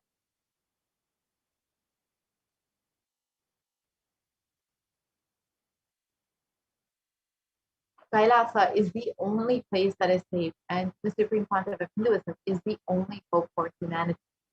And if you would like to protect yourself, as Devi revealed and as the Supreme Pontiff of Hinduism has been continuously telling us, the only priority is to keep yourself alive. Only focus on that. If you would like to protect yourself with multi-layer quarantine, if you're living in India, especially during this time, and you would like to protect yourself, you are able to protect yourself in one of the multiple Kailasas, the enlightenment ecosystem opened by the Supreme Pontiff of Hinduism for the sake of multi-layer quarantine. Already, many people have already availed this opportunity and are experiencing not only protection from this pandemic, but the beautiful enlightenment ecosystem that the Supreme Pontiff of Hinduism has created for humanity, and they're literally living in the womb of the Supreme Pontiff of Hinduism with all of the physical and spiritual protection.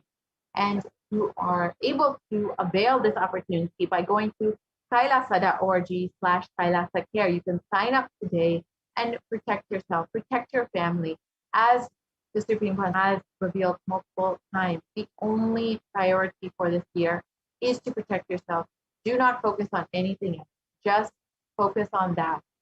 And the Supreme Pontiff of Hinduism has also made the Kailasa enlightenment ecosystems completely friendly for any person who would like to quarantine there, with free internet and free food, free medical care, which includes Ayurveda, Siddha, allopathy, homeopathy, and any type of medicine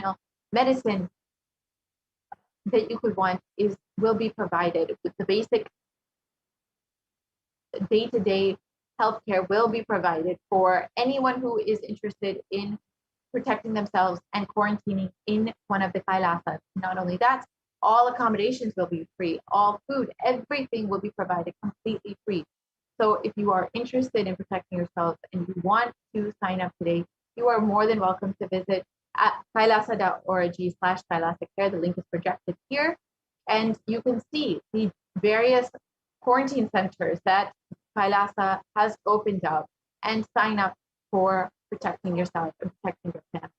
With this, we will be concluding this segment of the Devi Parashakti Akashic reading and be moving into the next segment, where we will understand some of the offerings that we can make to Devi Parashakti. Over the past several months, Devi has been guiding us, blessing us, giving us boons, answering all of our prayers, healing us, and literally holding our hands through this pandemic and ensuring that we are making the right decisions. And if you feel gratitude and love and overflowing gratitude for Devi, you are able to show this through these various offerings that we will explain today. So in the next segment, we will be understanding some of those offerings that we can make to Devi Parashakti. So we will be right back for this segment after a very short break.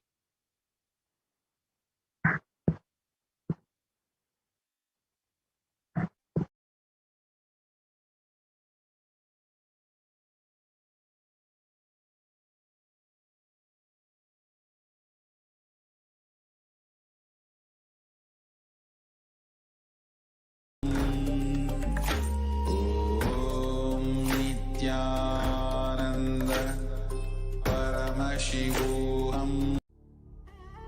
What I mean by the word e-Kailasa, listen intensely. Enlightenment ecosystem, literally enlightenment itself, in your own home, wherever you are. If you cannot come to Kailasa, it's okay. Kailasa can come to you.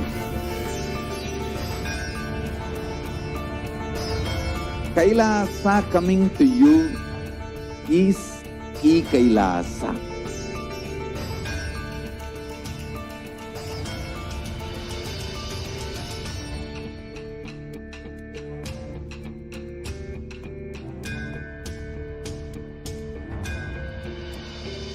I will revive Hinduism. I am a Hindu revivalist, not by any revolution, but by evolution.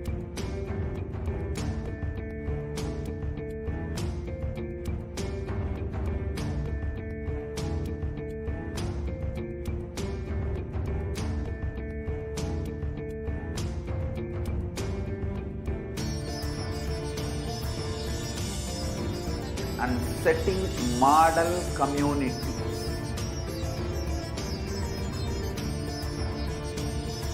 Kailasas, enlightenment ecosystems, Sarvanya Pitas all over the world.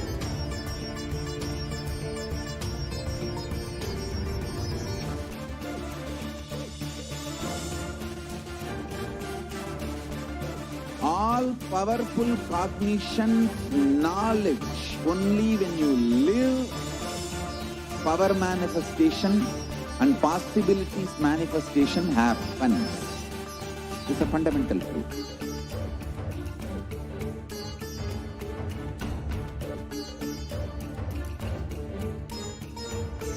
Live exclusively as one sampradaya. No. All sampradayas of Hinduism is an ecosystem.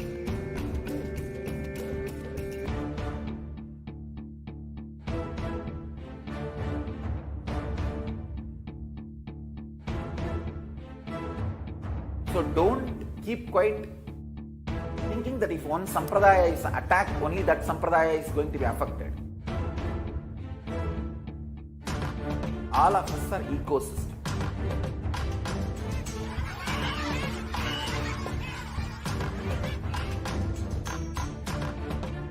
I invite all of you to get involved and enjoy Hinduism by the principle of Dharmo Rakshati Rakshitaha. When you protect Dharma, Dharma protects you. We will make the whole planet flourish spiritually. The spiritual prosperity will happen the whole planet. We all have to coexist together.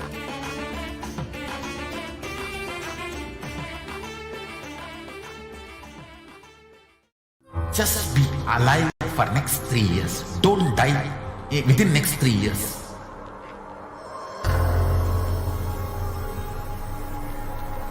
Just don't die within next 3 years. Be alive. Somehow be alive. I'm working sincerely. I will reach you somehow. Somehow I will reach you. It's my commitment to humanity.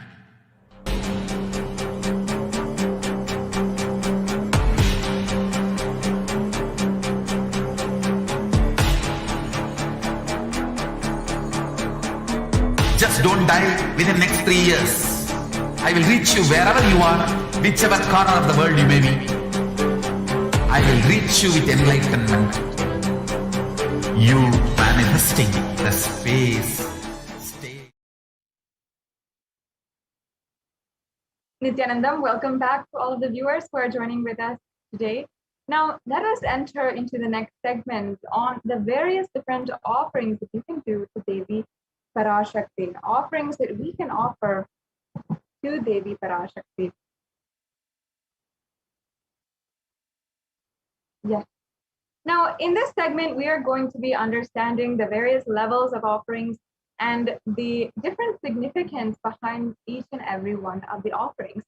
All offerings have a deeply profound significance. They have some way that it is a profound significance, it is extremely beautiful, and they simply through the powerful cognitions itself make you manifest oneness with the divine. In Hindu tradition, for every occasion, for every different occasion in our lives, for every special occasion, whether it is our birthdays or our anniversaries, or if we are buying a new home, or if we are buying a new car even, or if we're starting school for the first time, or starting a new venture, whatever it is, we always invite God into our lives. We ask for their protection. We pay gratitude for the amount of guidance and protection they have, and for bringing us thus far in our lives, and request them to further guide us, further protect us as we take the next step in our life. And that is a part of the Hindu tradition, and it's a beautiful way that we incorporate these offerings in our life. Offerings are a way that we manifest living enlightenment, literally living the science of enlightenment, practicing the presence of God. That is the extremely profound beauty of it all.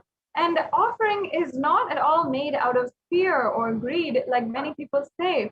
And many people try to misrepresent these offerings. Offerings are giving of a divine gift and pure love and devotion and oneness. And it always consists of two parts, giving and accepting. And when an avatar lands, the offerings are purely a part of the grand Leela played out only for the purpose of enlightenment. The truth is that the divine plays out their many Leelas in our lives in so many different ways. And through these offerings, we offer our gratitude and request humbly at their feet that they continue playing a huge part in our lives and giving whatever guidance that they have been giving, and guiding us more and more to manifest the reality that we want. And that is really the ultimate guidance, the ultimate thing that we ask from these offerings when we are making an offering. And more than we giving and we are trying to offer something, or we are trying to give a substantial amount of money, whether for whatever reason, more than that, the divine has manifested in our lives. And having recognized this, knowing that this is the truth, therefore we manifest our reality and we make these offerings. We take the steps to make these offerings.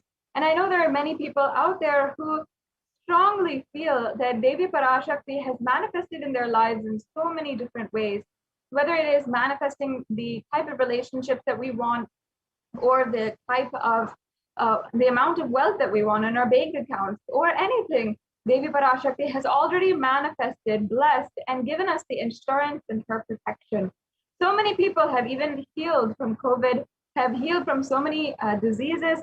There have been so much that Devi Parashakti has literally healed and blessed.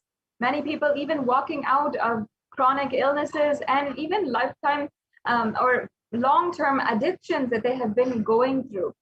And so many sharings also we have been seeing on NTV as well.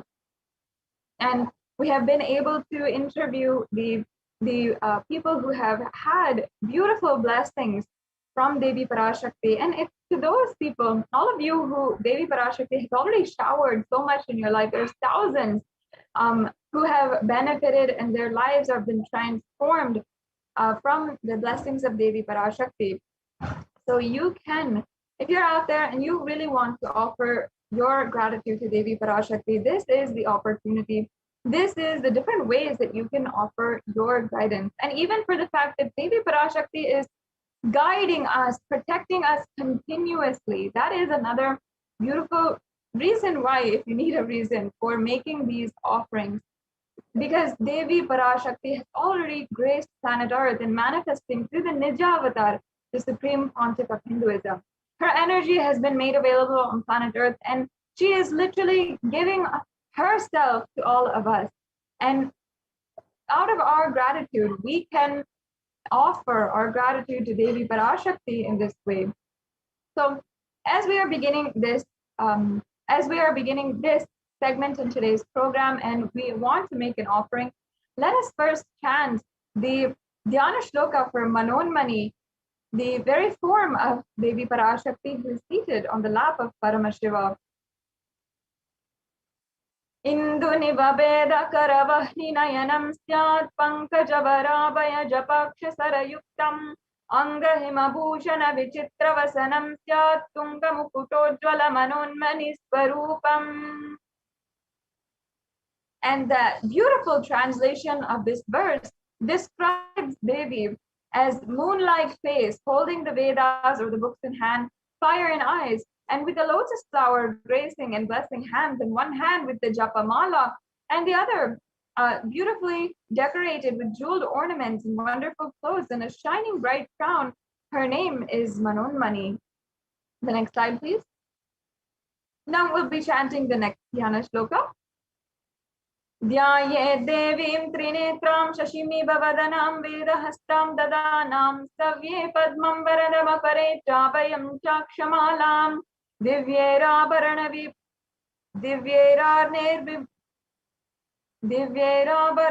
विभूषिततनुं ब्रह्मादिभिः पूजितां देवीमेव मनोन्मणिं प्रतिदिनं कामात्रधात्रीं शुभाम्.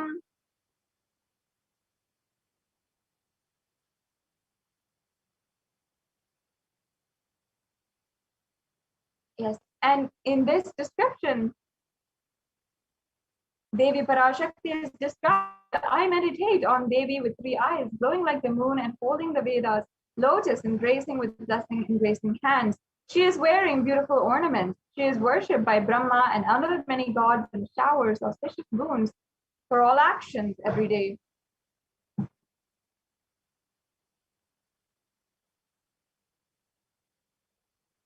Now we have invited and invoked the presence of Devi Parashakti among us. Let us now understand the foundation, build the foundation and establish the significance of various different aspects of these offerings, beginning with the significance of the element gold. In this day and age, for human beings, you and I know the significance that society places on gold.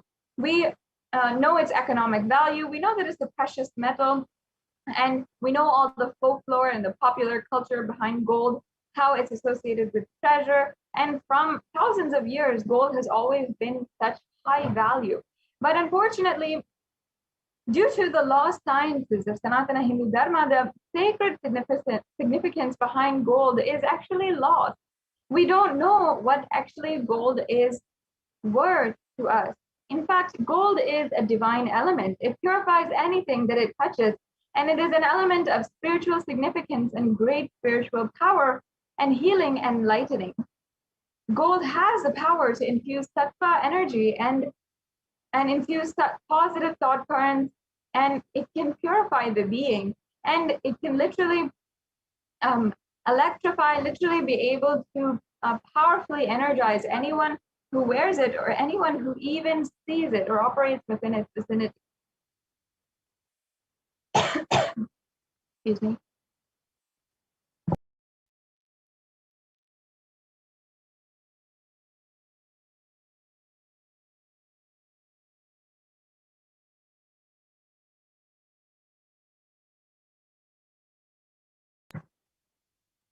And gold is present in all of the Vedas, the Agamas, the Shrutis, Smritis, the Itihasas and Puranas.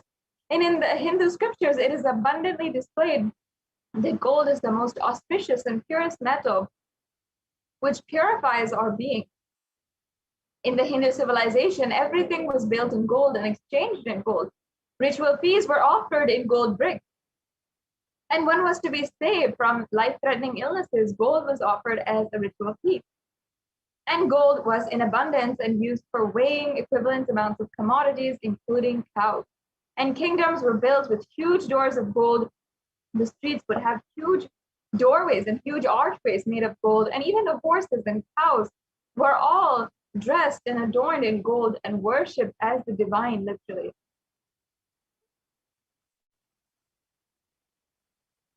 The next slide, please. Yes. And the Hindu civilization literally thrived on the banks of rivers of gold.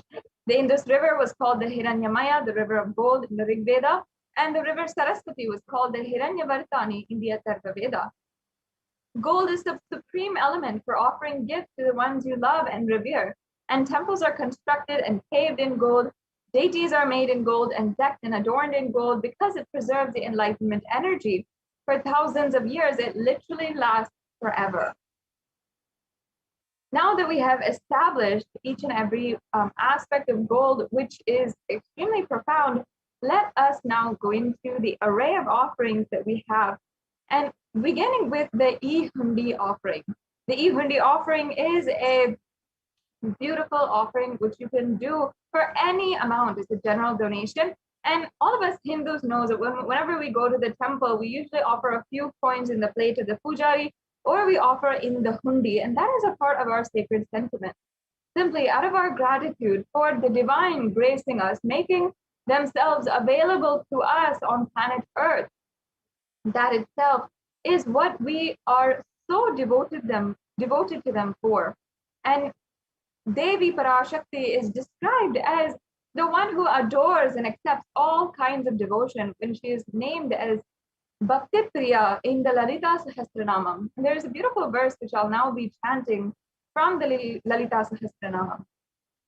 Bhakti Priya Bhakti Gamya Bhakti Vashya Bhayapaha Shambhavi Sharadharadhya Sharvani Sharmadayini. Devi is fond of true devotion and is realized through true devotion. She can be won over through true devotion, and she removes all fears.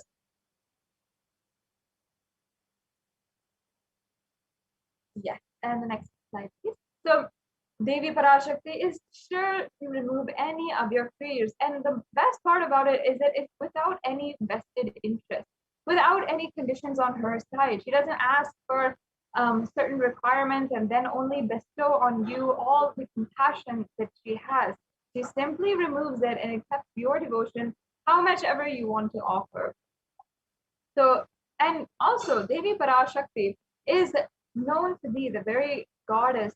And in this time when so many of us are starting to become more introspective, starting to question the purpose of our lives, the existence of society, and what we are built and what we have started to get used to as the definitions we have for life in the universe. This is the time that the need for Devi Parashakti becomes stronger, and the worship of Devi Parashakti is actually more auspicious. So once again, you can offer the E-Hundi offering.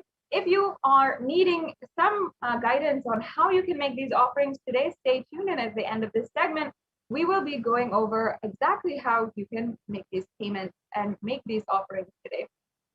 Yes, and the next offering we have is the Sankalpa chanting. And the Sankalpa is a very profound prayer that is chanted before every single one of the rituals. So all the rituals that are available and are done in Sanatana Hindu Dharma always start with this Sankalpa chant. And especially when you are making an offering, this very offering has your name incorporated into it. And that makes sure that the prayers of the Sankalpa itself that are embedded within the lines and the sacred chants of the Sankalpa, as well as all of the good energy, the positive thought currents that are generated during the program and during the whole ritual, are all bestowed on you. All the good punya, everything is bestowed on you. So that is actually what the Sankalpa chanting has significance. And not only that, it has beautiful meaning for and beautiful prayers for good health, having abundance of wealth, eternally celebrating and a feeling that everything is eternally auspicious, and also ultimately being and experiencing the oneness with the avatar himself. And there is a beautiful verse from the Devi Mahatmyam, chapter 12, verse 34, where it says, or it means, the goddess enchants this universe and she herself gives birth to this universe. That goddess, being prayed without interest in anything, gives the knowledge that leads to salvation and gives wealth in the materialistic sense. So offering this Sankalpa, the conscious resolution, is a beautiful way that you can achieve the fruition of your desires and wishes, whatever you are yearning for. And not only that, it is a beautiful way to cause your reality. Chanting the sacred mantras, keeping that resolution inside of your heart and chanting the mantras creating the sacred vibrations in order to make that into reality is a very, very powerful way of manifesting the reality that you want. So you can offer this sankalpa chanting, and it is also a very minimal amount, and it is very easy for you to offer this to be bestowed with the grace and blessings of Devi Parashakti. Yes, and we're moving on to the next offering. I think we skipped a few offerings in the slides. I request if we can go back. Yes, we can go back.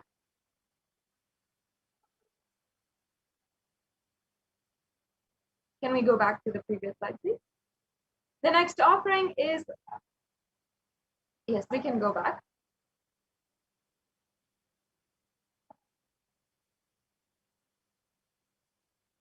Yes, the next slide, please.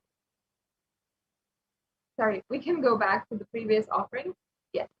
Okay, so the next offering is the Swarna Padma Pushpa.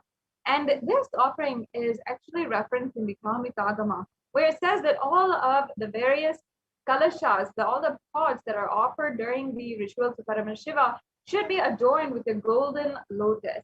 And like this, there are hundreds of scriptural references where it talks about the use of the golden lotus or the lotus itself in the worship of Paramashiva.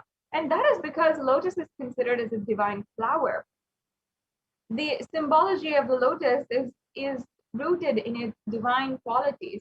In fact, because it has such resilient qualities, such elegance and beauty, and it's known for its resilience, standing out as the most beautiful flower in any kind of pond water or polluted water or dirty water, whatever it is. And that is the divine quality of the lotus. And that is why in Sanatana Hindu Dharma, all the Vedic rishis associated the lotus with the worship of Paramashiva, and also just like gold, they placed it in all different kinds of symbology. They placed it in the arts and architecture. Even all of the chakras inside of our body are symbolized with lotuses and different petal lotuses. In fact, the Sahasrara chakra, as we'll be discussing later on in this segment, is is represented by 1,000-petaled lotus. So the lotus has so much of significance, and also the lotus leaf, the pericarp, and the petals, each and every one has different significance and different uses in the worship of Paramashiva. That is also another reason why it is considered a divine flower. It can be used wholly. The same way with the coconut and so many other different ways, the elements and the natural gifts that can be used in many, many ways, all of those are considered divine because literally they are like Ganga. They are just for the whole people and can be used in any which way that people want. And so as well, the Shakti of Paramashiva is also considered the lotus. And the base of the Paramashiva Linga is also considered a lotus. And the disciple of Paramashiva is also a lotus, which is about to bloom. So you can offer this Swarna Padma Pushpa, the golden lotus, in order to have the blessings of Devi Parashakti radiate the state, space, and powers and being of Devi Parashakti in any adverse situation in your life, just like the divine business. Yes. So now we have the next offering, the Swarna Metti, the golden toe ring.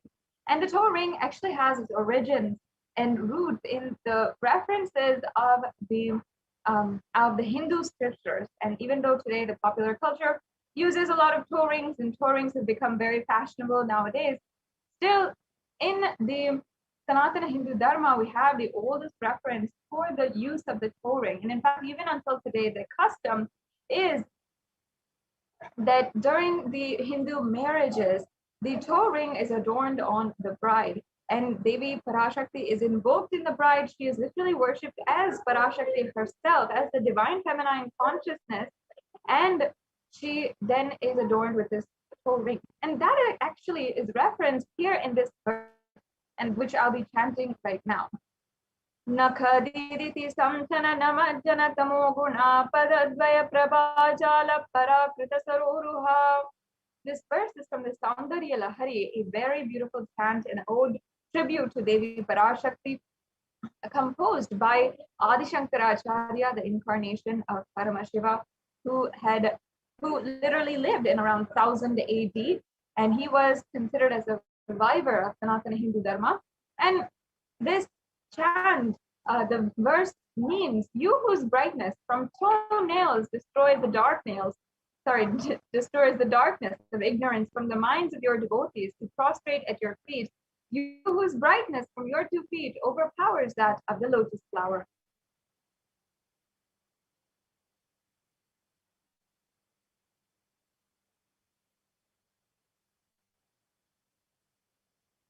Yes, we can go on to the next slide.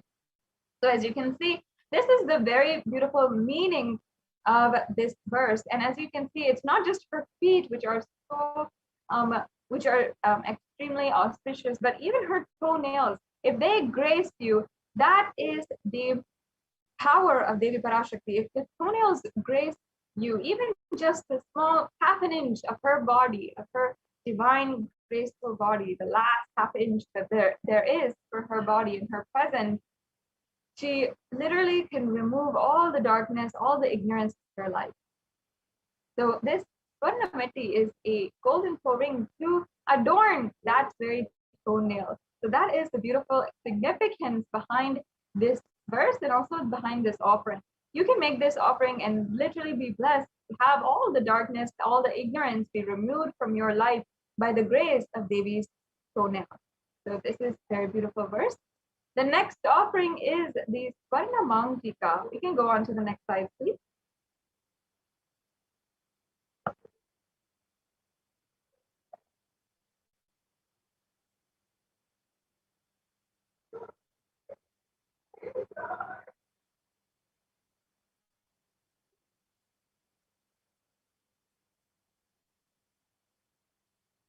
Yes, we can go on to the next slide. The next offering is the Swarna Mantika, another offering which is extremely significant. And nowadays also in popular culture, we're starting to see, or we have been seeing how the headdress is adopted from Hinduism and put in all types of different jewelry. And that is the Mantika, which is a hairline jewelry that goes from the crown of the head to the forehead. And sometimes it's right across the forehead, sometimes it's along the hairline. And there's so many different ways that the Mantika has been adopted by the popular culture. But actually, again, this Mantika has origins in the Hindu culture and the Hindu jewelry. And that is because we adorn Devi Parashakti with this Mantika. It is actually a representation of the nectar which is flowing from the Sahasrara Chakra. And the Sahasrara Chakra is the crown center, as we had discussed before, is the represented by the lotus, 1,000-petal lotus at the crown of the head, and it is so powerful that literally when it opens, it is considered the enlightenment experience itself. And that is why when Devi Parashakti is also described as Shuddha Saravi Varshani, and that is means she who bestows the very ultimate experience of Paramashivoham, and whose nectar is overflowing from the Sahasrara Chakra, and who makes that very experience happen in you. So with her grace and blessings, and with this offering of the Mantika, you can offer this and be graced with the overflowing gratitude and the space of complete completion to Devi Parashakti. Yes, I request if we can go on to the next slide.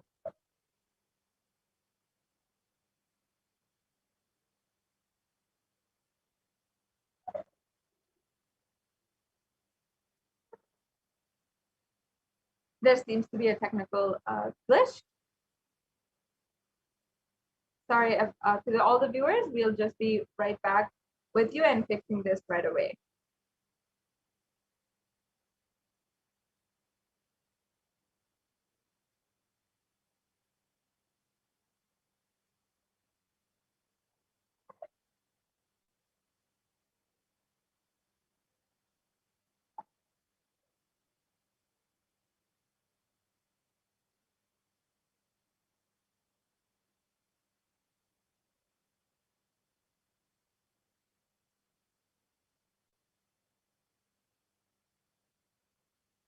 Yes, can we go on to the next slide, please? And we'll be coming to the conclusion of this segment, as you can see in the next slide, we'll be able to show a summary of all of the different offerings that you can do today.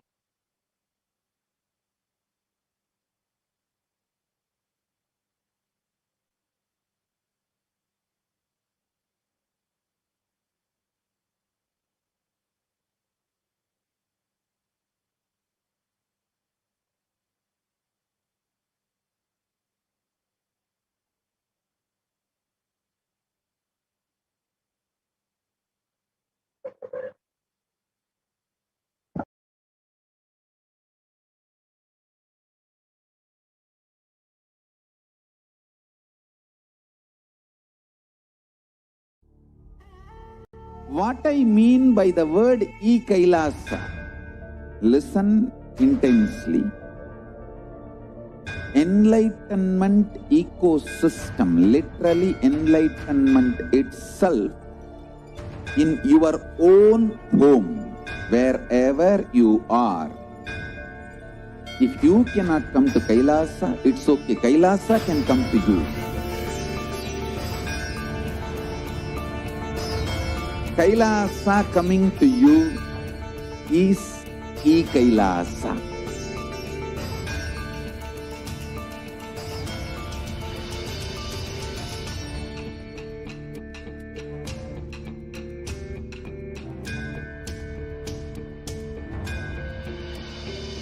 I will revive Hinduism. I am a Hindu revivalist, not by any revolution, but by evolution.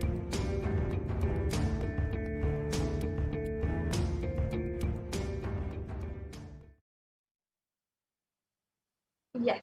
So as you can see, this is the Swarna Mangtika, the golden hairline jewelry that is offering. And this Mangtika again represents the nectar overflowing from Sahasrara Chakra.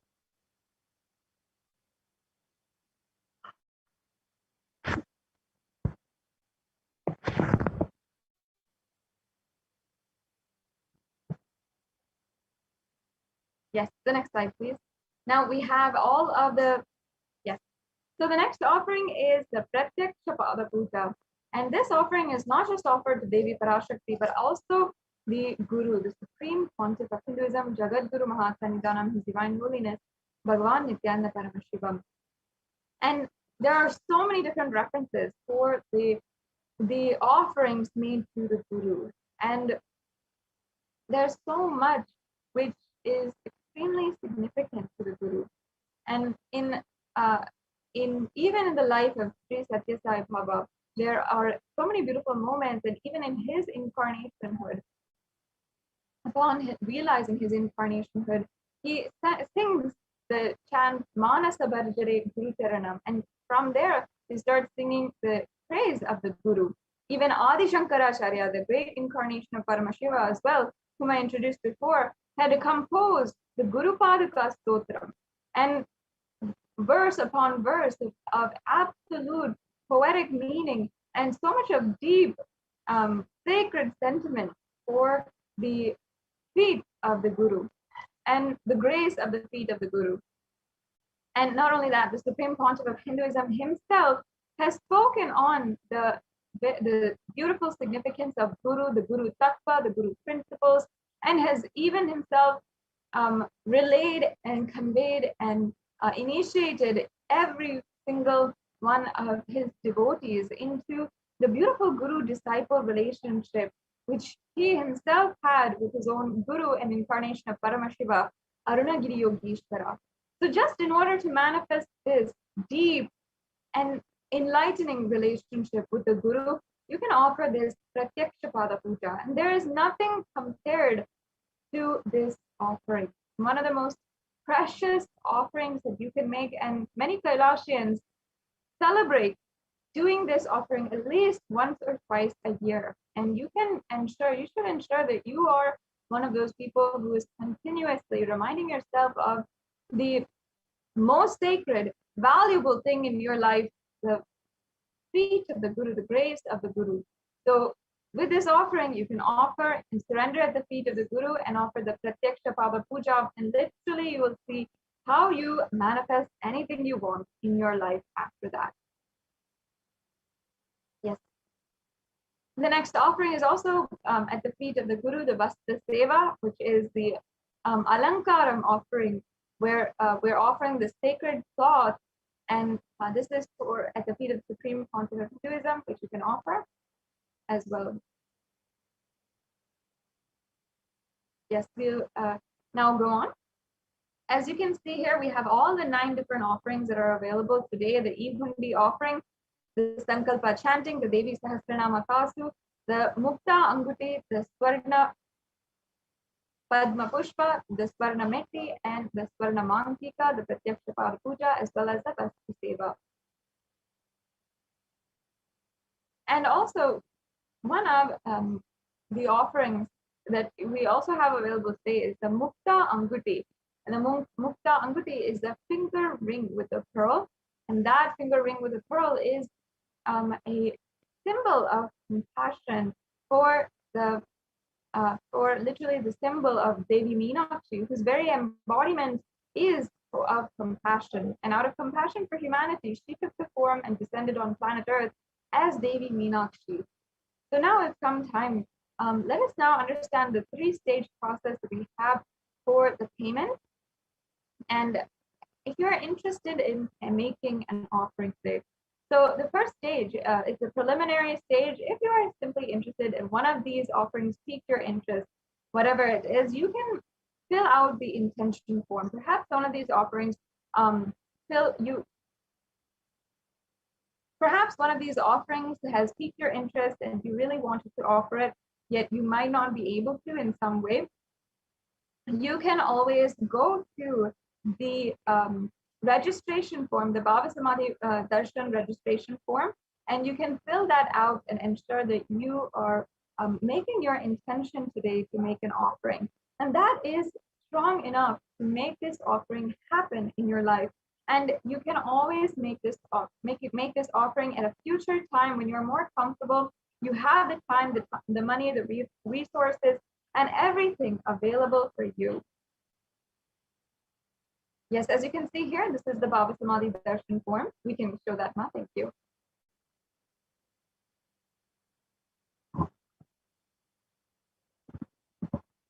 Yes, so this is the Bhava Samadhi Darshan form, and you can simply fill out this form. You can register for this program and make your intention to make an offering. And it's as powerful just to make an intention as it is to make the offering itself. Because the minute you have that spark and that peaked inspiration to manifest the divine oneness with the avatar, with Devi Parashakti herself, that is the moment you should start acting towards it. And there is no stopping that. The minute you feel that fire and yearning, burning desire to personally offer something and personally manifest oneness with the divine, that is the moment that you should start acting towards it. Make an action today. And this is available for you if you not need to do that. You want to start manifesting these beautiful offerings in your life today. So start by registering in the Bhava Samadhi Darshan form. So this is the form. Ensure that you're registering and you are you're filling out all the details. As you can see, it's a very quick form, and you can also make your intention for what you might want to offer and how soon you might want to offer it. And also you will be able to get more information as well. For example, there are many other offerings that are available with different occasions and different festivals. For example, for Guru Purnima that we had recently, there's the Tulabharam offering that is there, and so many other different kinds of offerings that you can do for Guru Purnima. And next, we'll be celebrating Krishna Janmashtami as well as Ganesha Chaturthi and Navaratri. So in every single different occasion, there are many different offerings that are made available for you. And even if this is not something that you can do immediately, you can always sign up and ensure that you are getting the notifications and the emails for future events and future offerings that might become available. And never deny that small part of you that might have been awakened today, and that desire inside of you, that deep yearning in order to experience oneness with the divine. Yes, let's go on to the next slide.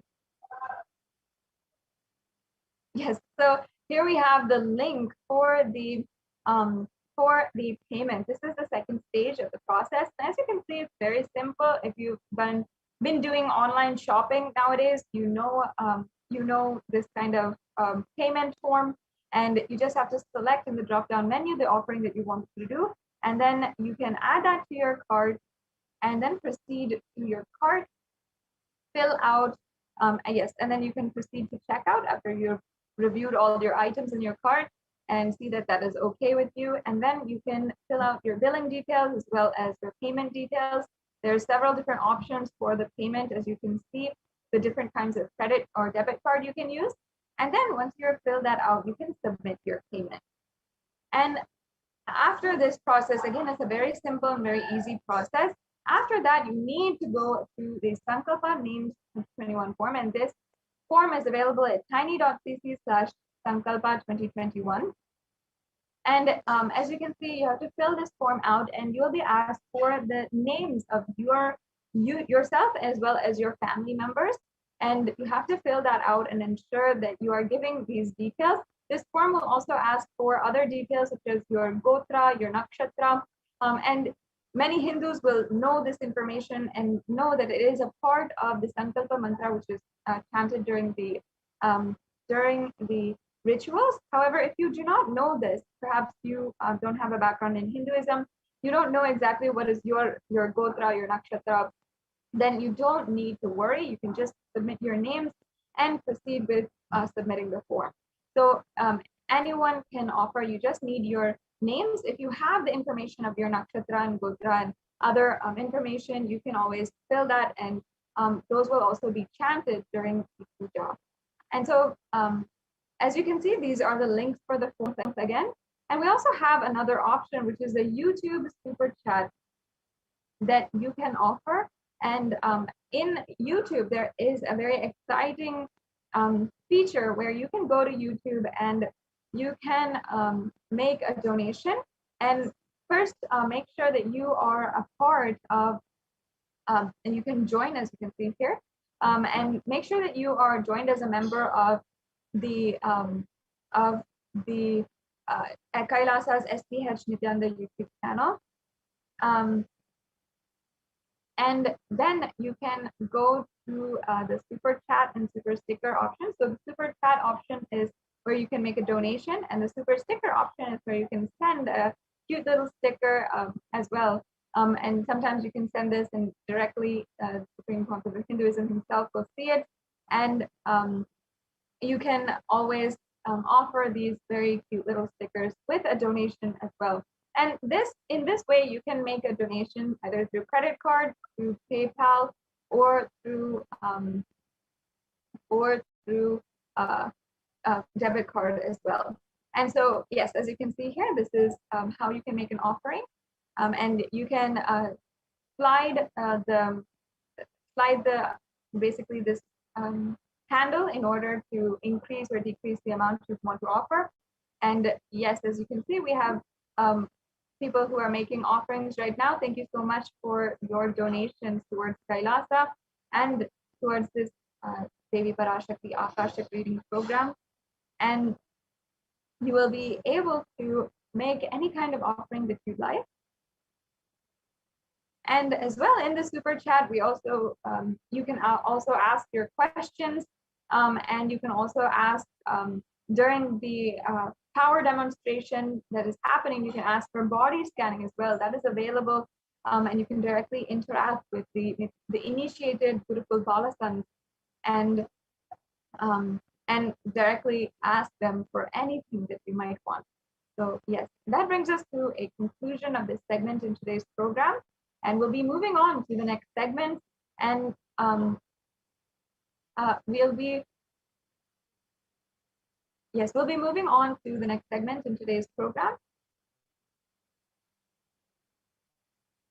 where a representative from the Adi Kailasa Sarvajna Peetham will be sharing with us the latest update about the Kailasa COVID Care Center in Adi Kailasa Sarvajna Peetham, as well as all over India, which recently has been actually recognized by the UN and published in the Human Rights Commission website which is a very, very notable branch of the United Nations.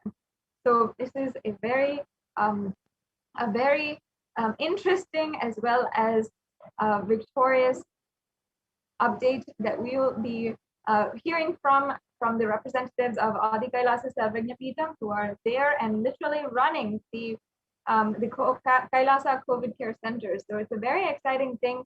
And well, this UN report was also submitted as a proposal for the different ways that an international treaty can be proposed for nations to come together and address the COVID-19 pandemic as a globe at large.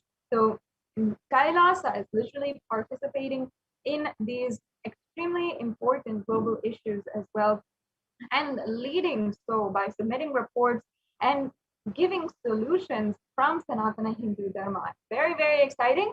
And Ma Dayamay Swami from Adi Kailasa Sarvajnapeetham will be leading the next segment, where we'll be really understanding the nuances and the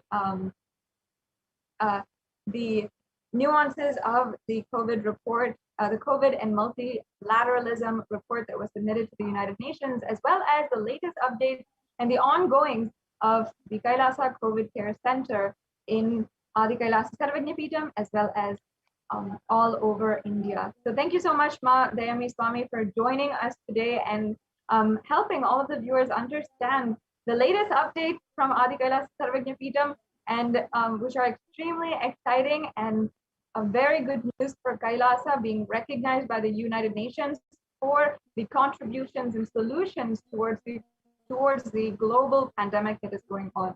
Thank you so much for joining us. Thank you so much, Ma Sadasiva Moving Priya. on to your segment right now.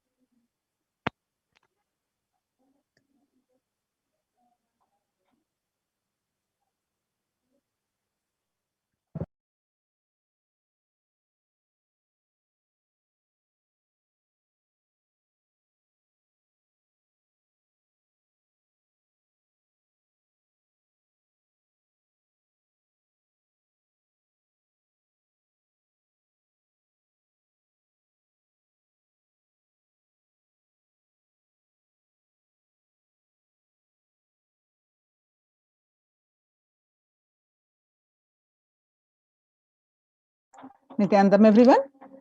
Welcome.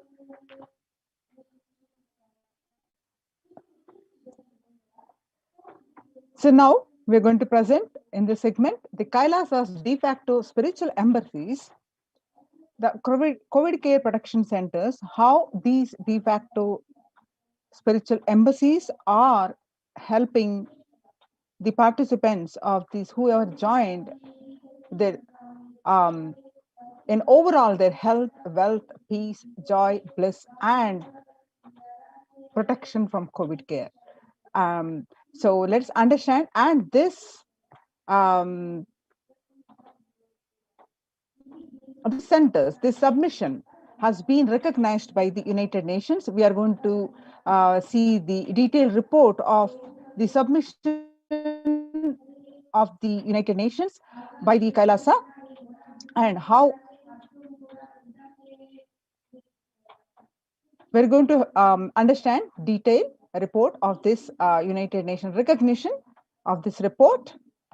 And well, let's first understand about these centers, Kailasa's de facto spiritual embassies, the COVID care protection centers, with the blessings of the Supreme Pontiff of Hinduism, Jagat Guru Mahasannidhanam, His Divine Holiness, Bhagwan Nithyananda Paramashivam. Let's start with the Sadguru Vandanam. Nithyanandam Paramasugadam Kevalam Jnanamurtim Dvandvatitam Gagana Sadrusham Tattvamasya Ekam Nityam Vimalamachalam Sarvadi Sakshibhutam Bhavatitam Trigunarahitam Sadgurum Tam Namami. Yes.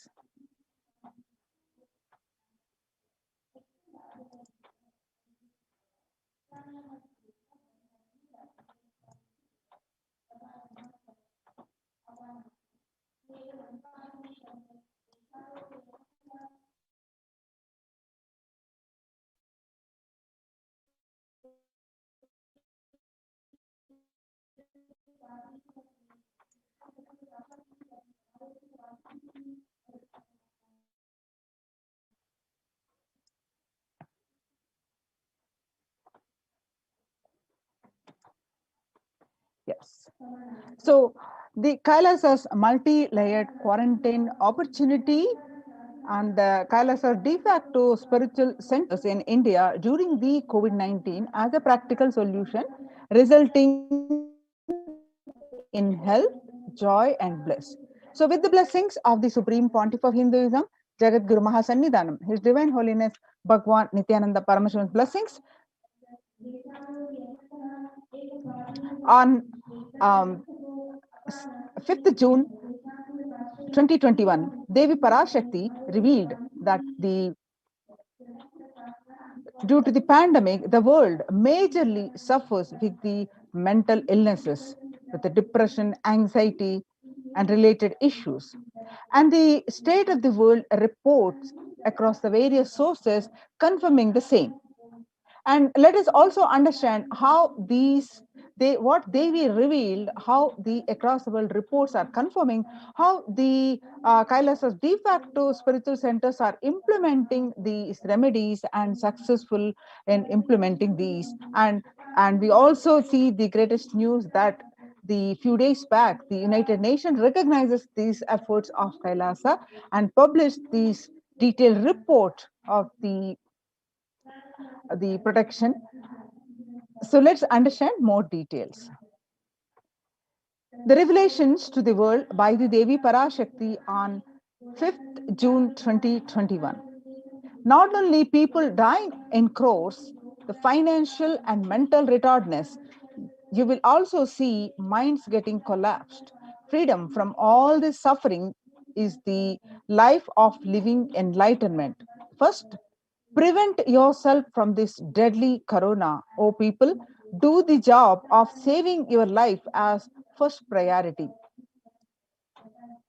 Listen properly, people. The only way to protect yourself from this overflowing cosmic pralaya and from the demonic people who search for destruction for themselves and for others because of pralaya, go to Adi Kailasa, get shelter at the feet of Paramashiva.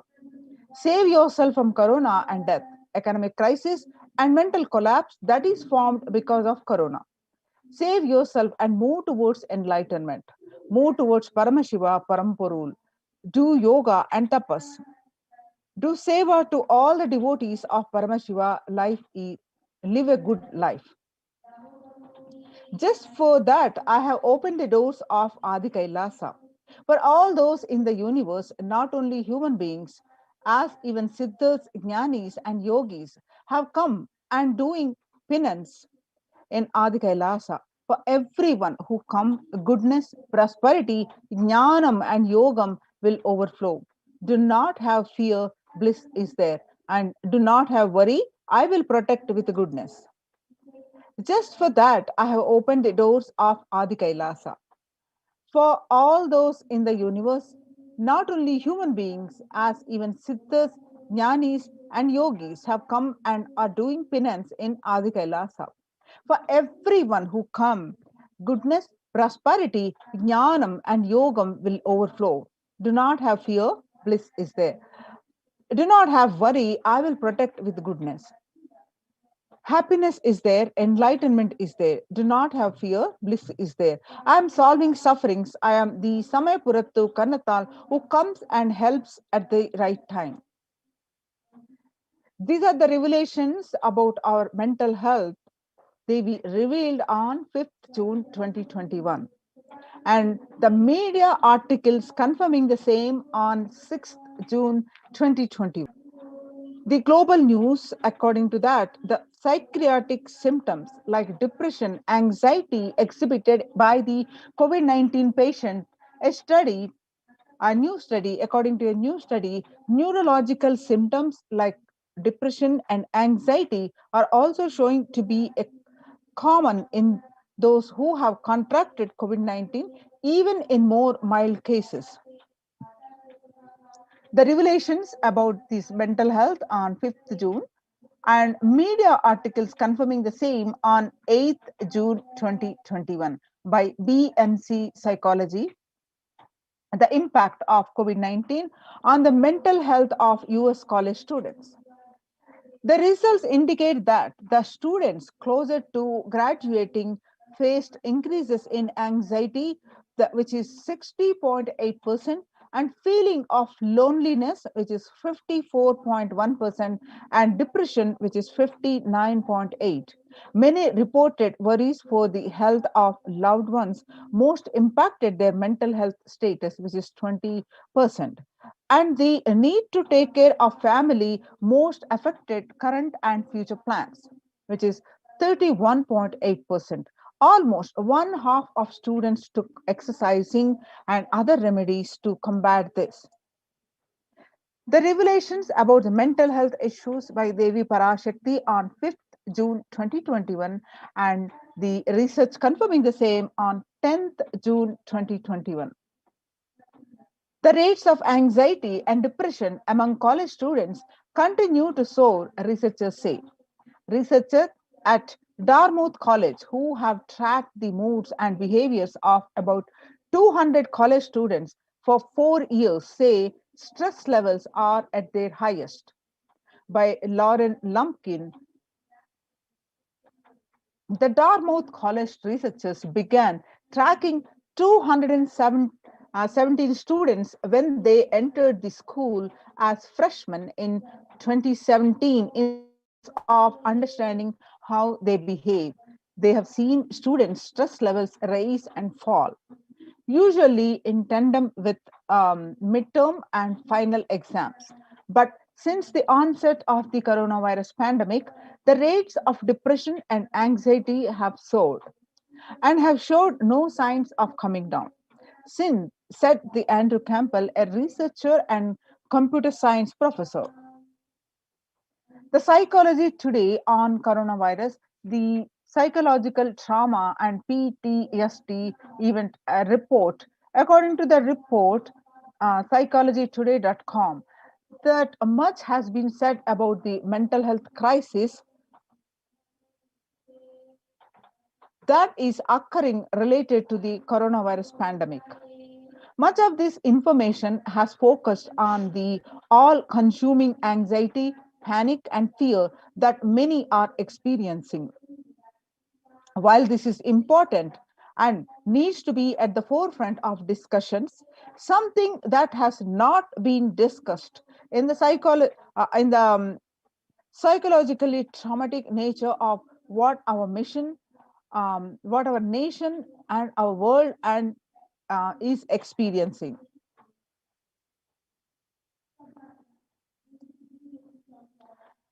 The increased prevalence of the post-traumatic stress disorder, the PTSD, is expected to emerge as a primary factor driving the growth of global post-traumatic stress disorder therapeutics market over the period of 2020 and towards what it's going to be 2027. It is going to be increasing 11.91%. What it was in 2019 to 2027, it's going to increase about 11.91%. The CNN reports that there is a high prevalence of mental distress in countries across the globe due to the coronavirus, especially among healthcare workers and the children, according to the United Nations and the World Health Organization. The impact of the pandemic on people's mental health is already extremely concerning. The World Health Organization Director, General Tedros Adhanom, says in a recent press release, it is now crystal clear that the mental health needs must be treated as a core element of our response to and recovery from the COVID-19 pandemic, Tedros added. Yoga greatly improves mental and spiritual and physical health. People who practice yoga experience less anxiety, less depression, and fewer symptoms of post-traumatic stress disorder. Yoga also improves well-being, including increased gratitude, relatedness, acceptance, centeredness, empowerment, self-esteem, compassion, self-awareness, and hope.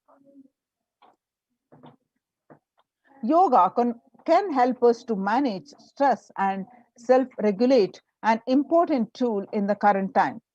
We are all equipped with the innate coping strategies for responding to stress, but sometimes our stress response can become out of balance. We are living in a world that regularly activates our sympathetic response, the body's way of responding to stress, sometimes called fight or flight. This is balanced by our parasympathetic response, the way our body helps us to relax and rest. Yoga can help bring the parasympathetic response back online and allows us to find balance. Activating our parasympathetic response brings us into a restful space and allows us to find calmness, connection, and compassion. The deep mindful breathing of yoga and meditation stimulates the vagus nerve, which activates the parasympathetic nervous system and supports self regulation and stress management. Yoga can be a valuable tool for self care, especially in challenging times. Yoga is now being used as an empirically based treatment, often in combination with other interventions, with benefit for both physical and mental health. Many clinicians are recommending yoga as it may help support the effectiveness of the traditional treatment approaches. The psychology today, according to that, according to the reports on psychologytoday.com, when we actively choose a tool of self-care, we better equip ourselves to survive and seek resilience in different circumstances. While it is but one tool, yoga offers the potential for connection and well-being, even in these challenging times. Spirituality benefits mental health. Research shows that individuals have better mental health if they belong to a particular community or have religious beliefs. Spirituality can help people in many ways. First and foremost, spirituality or religion can help people find meaning in their lives, which is instrumental in improving one's mental health. In addition to endowing meaning to your life, it has the potential to improve mental, physical, and emotional well being as well. It has been a source of relief and comfort from various challenging issues for thousands of years. Now, the revelations um, to the world by the Supreme Pontiff of Hinduism, Jagadguru Mahasannidhanam, His Divine Holiness Bhagwan Nithyananda Paramashivam, on 22nd May 2021. Paramashiva is very clear. Focus on making your body alive. Live alive. Mind is obsessive compulsive reaction. It is nothing but a bunch of unconscious reactions. Do not try to sympathize with the mind. Make your body and life alive. That is the only priority for all of you. I am talking to everyone who has a little love and sympathy for me. For all of you, take this as a guru walk. Make your body continuously, consciously strong. Gym will build muscles. Make you look very nice in the outside, but only yoga and Ayurvedic lifestyle will make you your body conscious. Just see all over the world, all the gym bodies are just dropping dead. Only yoga will make your internal organs strong and your ability to manifest consciousness strong. Let me give you the solution from Paramashiva to protect yourself from this whole pralaya, not just from corona. The amount of depression, the mental sufferings, the way the whole world is suffering. The kind of poverty happening, people losing their job, income, having insecurity, comforts being lost, so much. Just make your life extremely strong. The Supreme Pontiff of Hinduism continued to say that 3 years back, I said, keep yourself alive for next 3 years. I have enough evidence that 3 years back, I trained the whole Kailasa. First, the devotees in their own homes, and second, the Kailasavasis inside the Sangha, physically, mentally, psychologically, or consciously for a quarantine life. For being active without getting mentally broken by being in one place. Doing intense yoga, making the body and internal organs strong. Taking bay leaf, neem juice, tulsi, haritaki, triphala churna.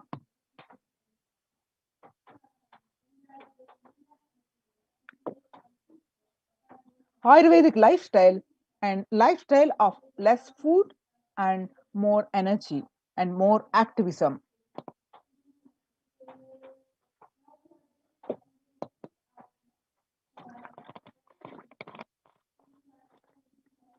The Supreme Pontiff of Hinduism continued that I only told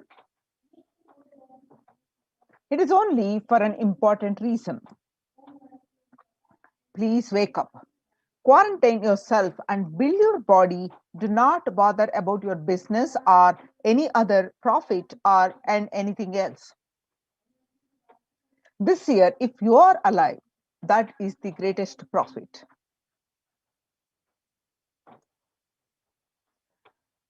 Now, the greatest news is few days back, the United Nations recognizes Kailasa's report on COVID-19 and multilateralism.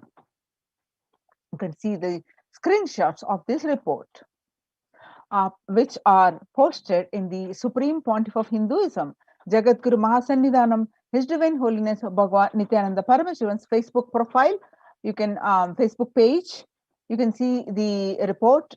Screenshots of this report are here. You can go ahead and click on this link and read the detailed report of this, which are published in the on the United Nations, which recognizes the Kailasa's efforts on the implementation in the Kailasa's de facto spiritual centers about the protection from corona, and successfully in a fair amount of success has been achieved in these centers, which now United Nations recognizes.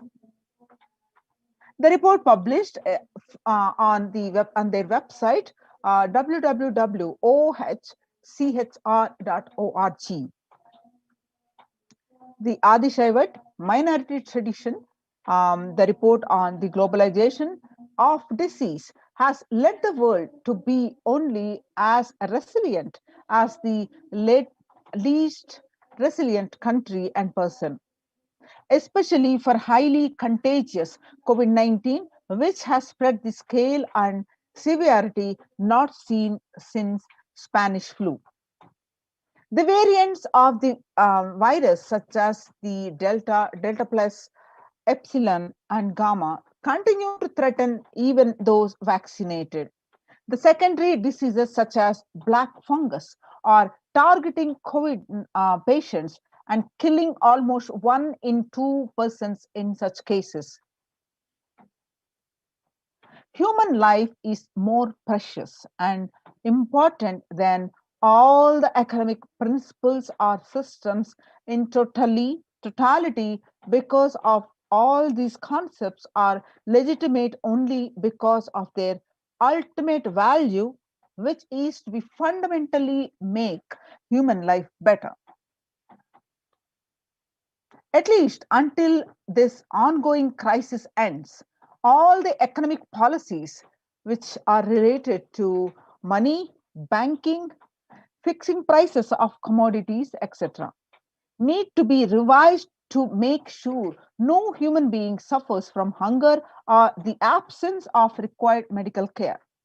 For this purpose, Kailasa has presented a detailed report on effective solution for COVID-19 through the multilateralism that was published at the United Nations website of the www.ohchr.org. The United Nations also published earlier the reports on indigenous women and girls and reports on femicide. Now let us see the detailed report on COVID-19 and multilateralism, which was published recently, few days back, a report by the Adi Shaivat Minority Tradition ASMT community, Hindu community Kailas Union. The details of the report as follows. Introduction, the key obstacles. Number one, globalization of disease has led the world to be only as resilient as the least resilient country and person, especially for highly contagious COVID-19, which has spread with a scale and severity not seen since Spanish flu. The variants of the virus, such as the Delta, Delta plus, Epsilon, Gamma, can't spread as black fungus are targeting COVID-19 patients and killing almost 1 in 2 persons in such cases. The distorted policy decisions and conflicting principles can lead to priorities amongst the nations within, leading to various extremes, such as the hoarding of vaccines in some places, the wastage of vaccines in others, and an unaddressed shortage of vaccines globally. Third, pandemic has exposed the fragility of the global system. The disruption in the supply chain is especially worrisome for essential food supplies, which disproportionately affects the already most vulnerable situations.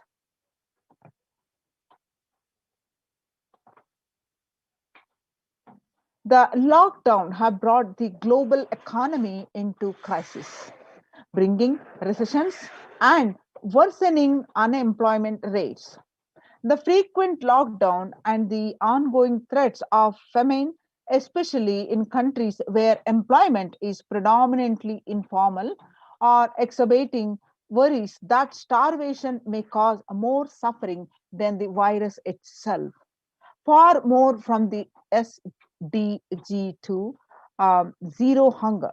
The number is now predicted to come close to 1 billion. The supporting documentation published on the website, you can see now.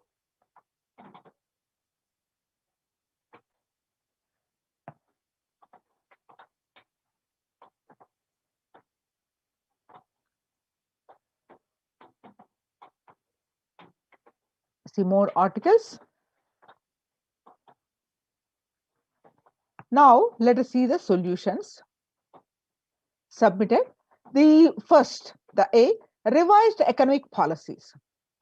Human life is more precious and important than all economic principles or systems in totality, because all these concepts are legitimate only because of their utility value, which is to fundamentally make human life better.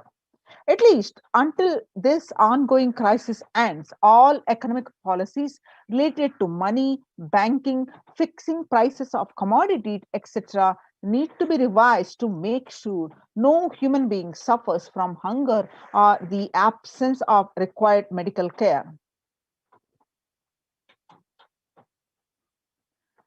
As per Hindu principles, the world, including the economy, evolves through the 5 phases.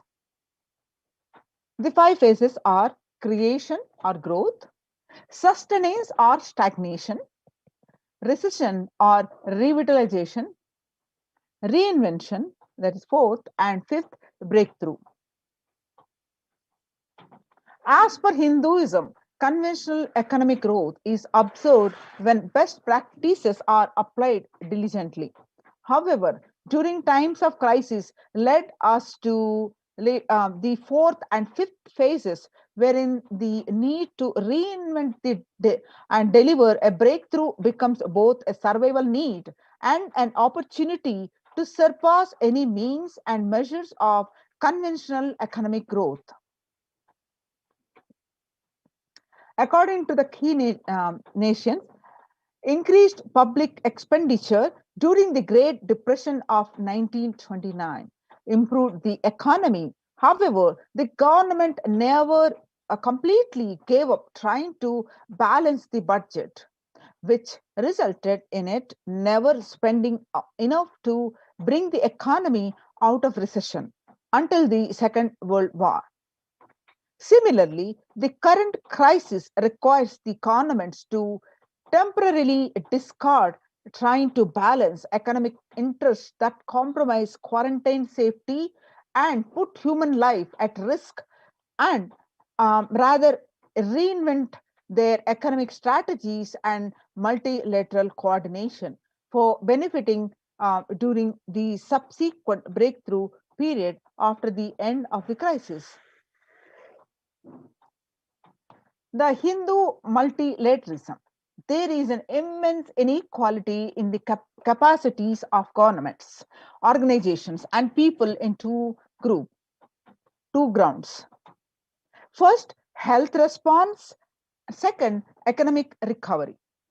Surviving the highly contagious COVID-19, where the world is only as resilient as the latest resilient country and person, requires governments, organizations, and people to collectively address the crisis.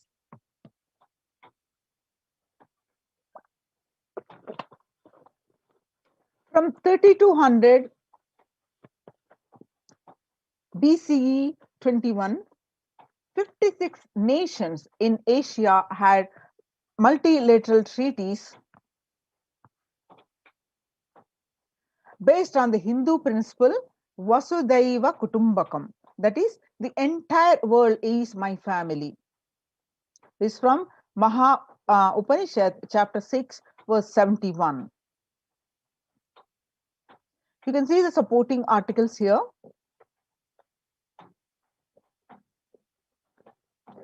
This requires a friendly quarantine setups which are self-sustained and sufficient in terms of food stock and supplies, recreation, employment, education, etc. In India, state governments have attempted to provide free and paid solutions which face various challenges related to hygiene, exorbitant pricing. Some facilities have seen challenges related to requests for private accommodation. The experimental townships, such as the Auroville, have demonstrated a fair amount of success in creating a friendly, safe, and compliant quarantine facility. However, solutions such as Auroville are not open to the public. For 2 decades, the leader of the ASMT community, Hindu community, the Supreme Pontiff of Hinduism, Jagat Guru Mahasannidhanam, His Divine Holiness Bhagwan Nithyananda Paramashivam, had been creating townships like Auroville across more than 100 cities in several countries. Most of these townships, such as the ASMT Monastery, India, Bangalore, have been open to offer multi-layer quarantine as a free public service with free food and accommodation, free internet to work from home. The ASMT community has seen a fair amount of success in these townships with 0 reported cases of COVID infection in the past 2 years and has already saved many lives. Next, the Supreme Pontiff of Hinduism, Bhagwan Nithyananda Paramashivam, has urged citizens worldwide, especially from regions severely affected by the pandemic, to protect themselves as the topmost priority and avail these free quarantine facilities that the community has created, especially as home quarantine has failed for many and is known to be a primary reason for a large number of deaths in many scenarios. The Supreme Pontiff of Hinduism, Bhagwan Nithyananda Paramashivam, has emphasized the need and urged the government worldwide to provide food, safety, medical care, shelter, and all survival needs to all human beings under their care.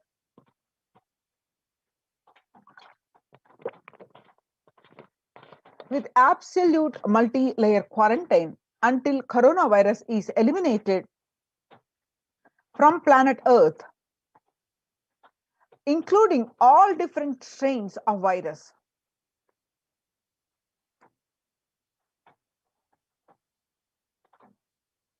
The translation of the Maha Upanishad, chapter 6, verses 71 to 73, only the denigrated, small-minded, with a very pathetic outlook of life discriminate between kin and a stranger, while for the magnanimous, the entire world is a family. And you can see the supporting articles now.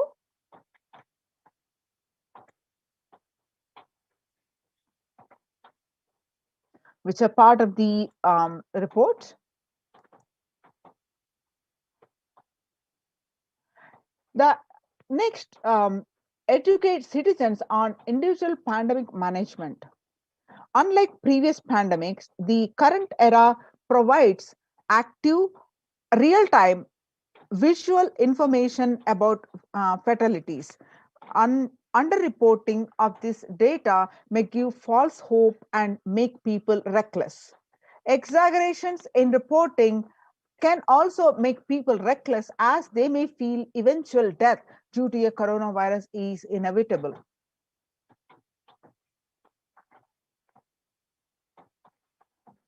Proper education is extremely crucial, as it will dramatically reduce the number of deaths and reduce the challenge on the healthcare systems.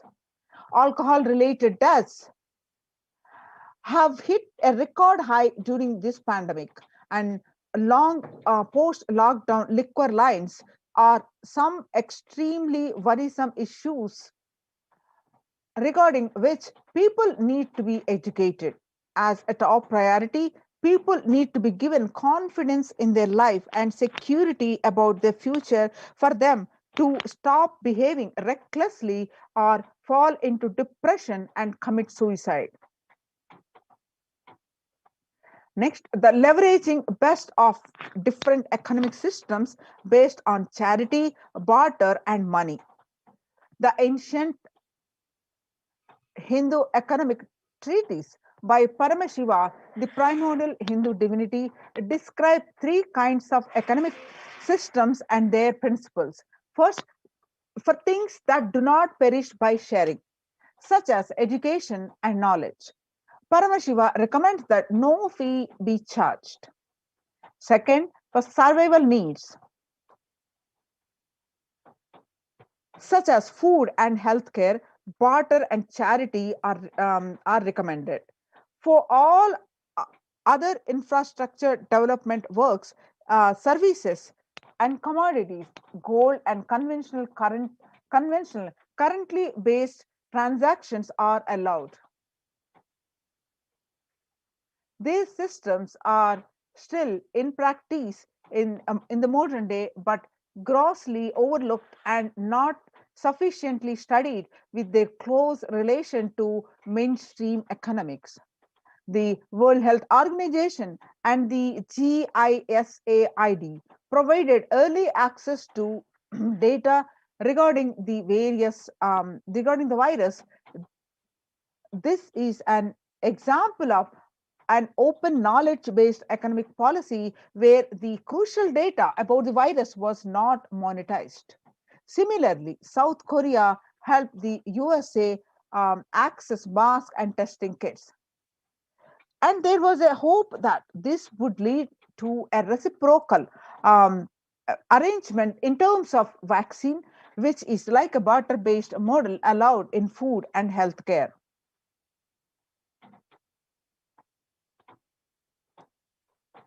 Hindu policies for food security. A highly effective concept for ensuring food security in ancient Hindu nations was that the food grain banks. These were prevalent until 18th century. The elderly in villages would start food grain banks with the seed capital of grains collected by fundraising. If any person met with a crisis such as a crop failure, the food grain bank would lend him grains in exchange for an interest. The compound interest was prohibited in grain banks, which the debtor was expected to return with the principal gain amongst the amount principal gain amount during the next harvest. The bank would expand its reserves of food grains based on interest earned and the donations. At the time of severe crises such as famine, the entire village would be able to withdraw these grains, and if required, all such um, grain loans would be written off on humanitarian grounds. Next, the Hindu temple food is shared for free as a policy. This was the case in both ancient times and in modern times. For 27 years, every month, the Hindu ASMT community has served more than 3 million free organic meals in religious gatherings to everyone without discrimination and has served over 1 billion free meals in total. Such private and public efforts are crucial to ease the threats of starvation, which is estimated to hit the a billion people worldwide. Next, the monitor global health. The crisis requires governments to take aggressive, proactive measures to monitoring health. Smartphone applications have been used by government that are based on health code color symptoms that categorize individuals into 3 color groups based on their health status and travel history, and then determine whether they need to be quarantined.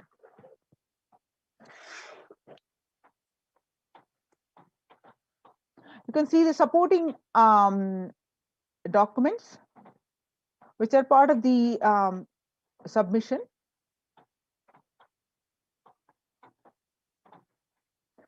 Though there were privacy related concerns associated with these approaches, some of these measures, such as agile daily reporting systems for accounting of newly suspected diagnosed asymptomatic cases, number of deaths, and generating area wise statistics have played are an important role in proactively responding to curb the spread of the disease and are being considered for implementation by various countries.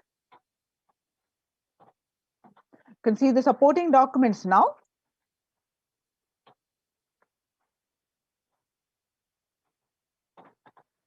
The traditional medicine. In Hinduism, nature and planet Earth are respected as a living divine mother, energies capable of providing us with all our survival needs, that is, food, medicines, etc.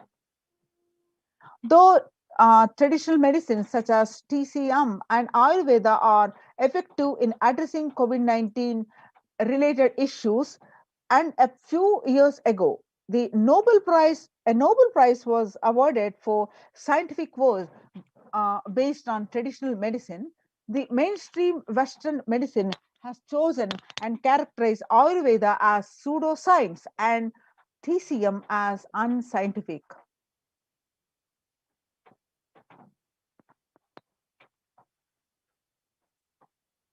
Such demeaning of traditional medicine systems have led the nation to consider taking defensive unilateral decision to protect their interests. The outright rejection of traditional medicine is not wise, and such policies should be revisited, especially as these medicine systems are time tested and have kept people healthy for several generations. Kailas Union recommends governments worldwide like Kailasa's Hindu medicinal care, which includes completely free of charge services such as Ayurveda, Yoga, Siddha, and Western medicines, and multi layered quarantine for complementing their ongoing public health efforts. You can see the supporting documents.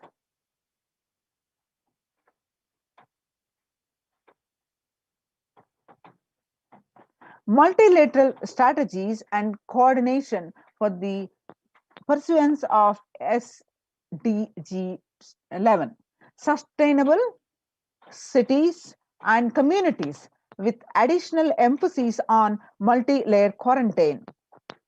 The emphasis on multi-layered quarantine protection without disrupting life and economy such that the effects of lockdown are unnoticeable.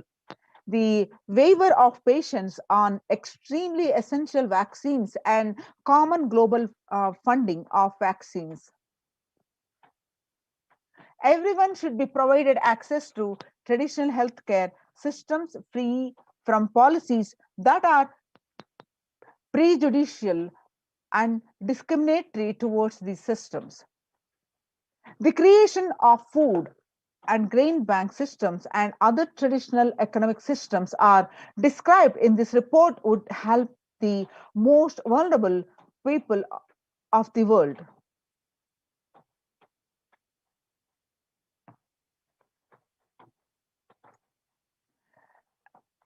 Everyone should be provided access to traditional healthcare systems free from policies that are prejudicial and discriminatory towards these systems.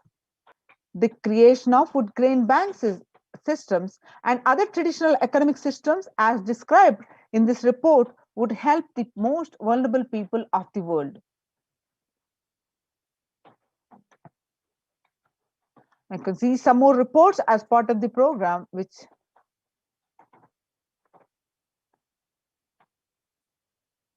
so now we are seeing the report of the successful implementation of these COVID care centers.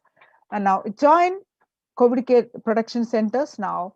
Register now through the link below, https://kailasa.org Kailasa Care. We'll continue after a short break.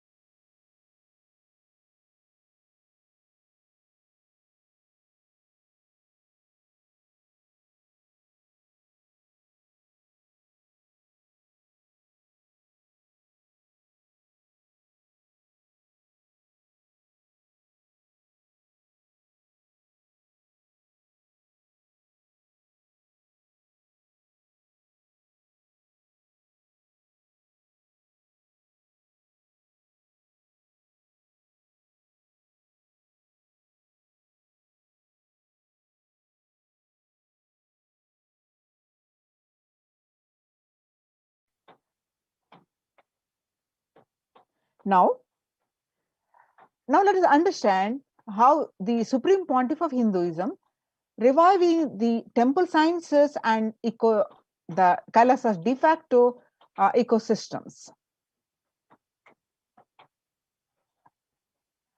And across the world, especially across India, all the major temples have shut down. And Kailasa has opened its doors for one and all.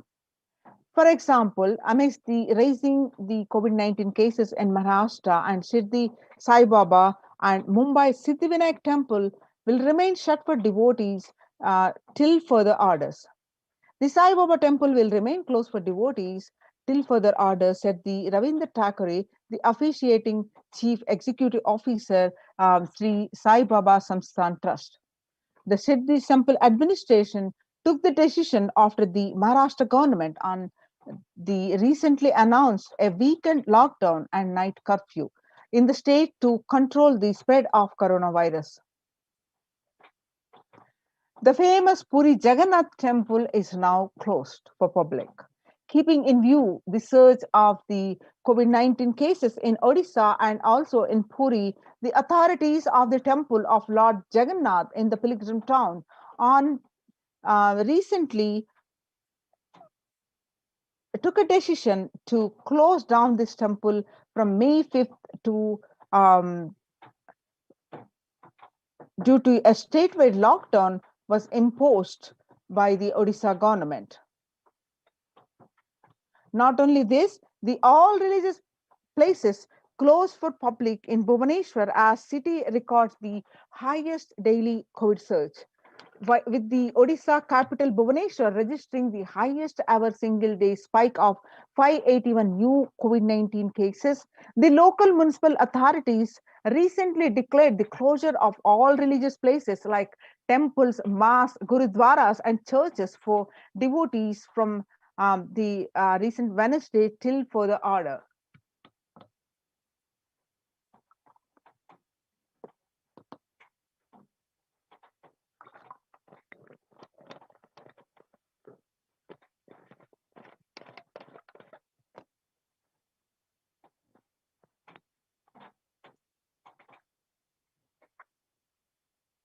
In Uttar Pradesh, the major Madura temples ban entry of devotees amidst the COVID-19 surge.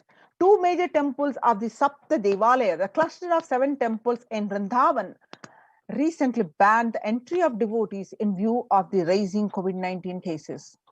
Gujarat Somnath temple closed for darshan amidst the COVID-19 surge. The Gujarat Somnath temple closed for darshan after the Somnath Temple Trust has announced that the temple will remain shut for devotees from April 11 for an indefinite period. On the other hand, Tamil Nadu, South India, the Chola era temple murtis beheaded. Murtis of the Chola era temple have been vandalized in Pudukkottai, Tamil Nadu. A devotee who went to the temple was shocked to find all the murtis in the temple in a beheaded state. He lodged a complaint with the local police later. The Kailasnatha temple in a village in Pudukkottai is said to belong to the era of Kuluchunga Chola II, with Shiva as the presiding deity. The temple houses other deities such as Ganesha, Parvati, Murugan, and Krishna and Nandi. All of these murtis were discovered in a beheaded state a few days ago. Now, let's understand the Kailasa's temple experience at the de facto ecosystems. Now, in the times when COVID-19 is rampant and the ancient temples are in a lockdown because of the risk of widespread corona disease, the devotees of these temples were visiting and having darshan of their gods and goddesses for thousands of years. At all these ancient sacred sentiments have come to a harming halt after the lockdowns have taken place.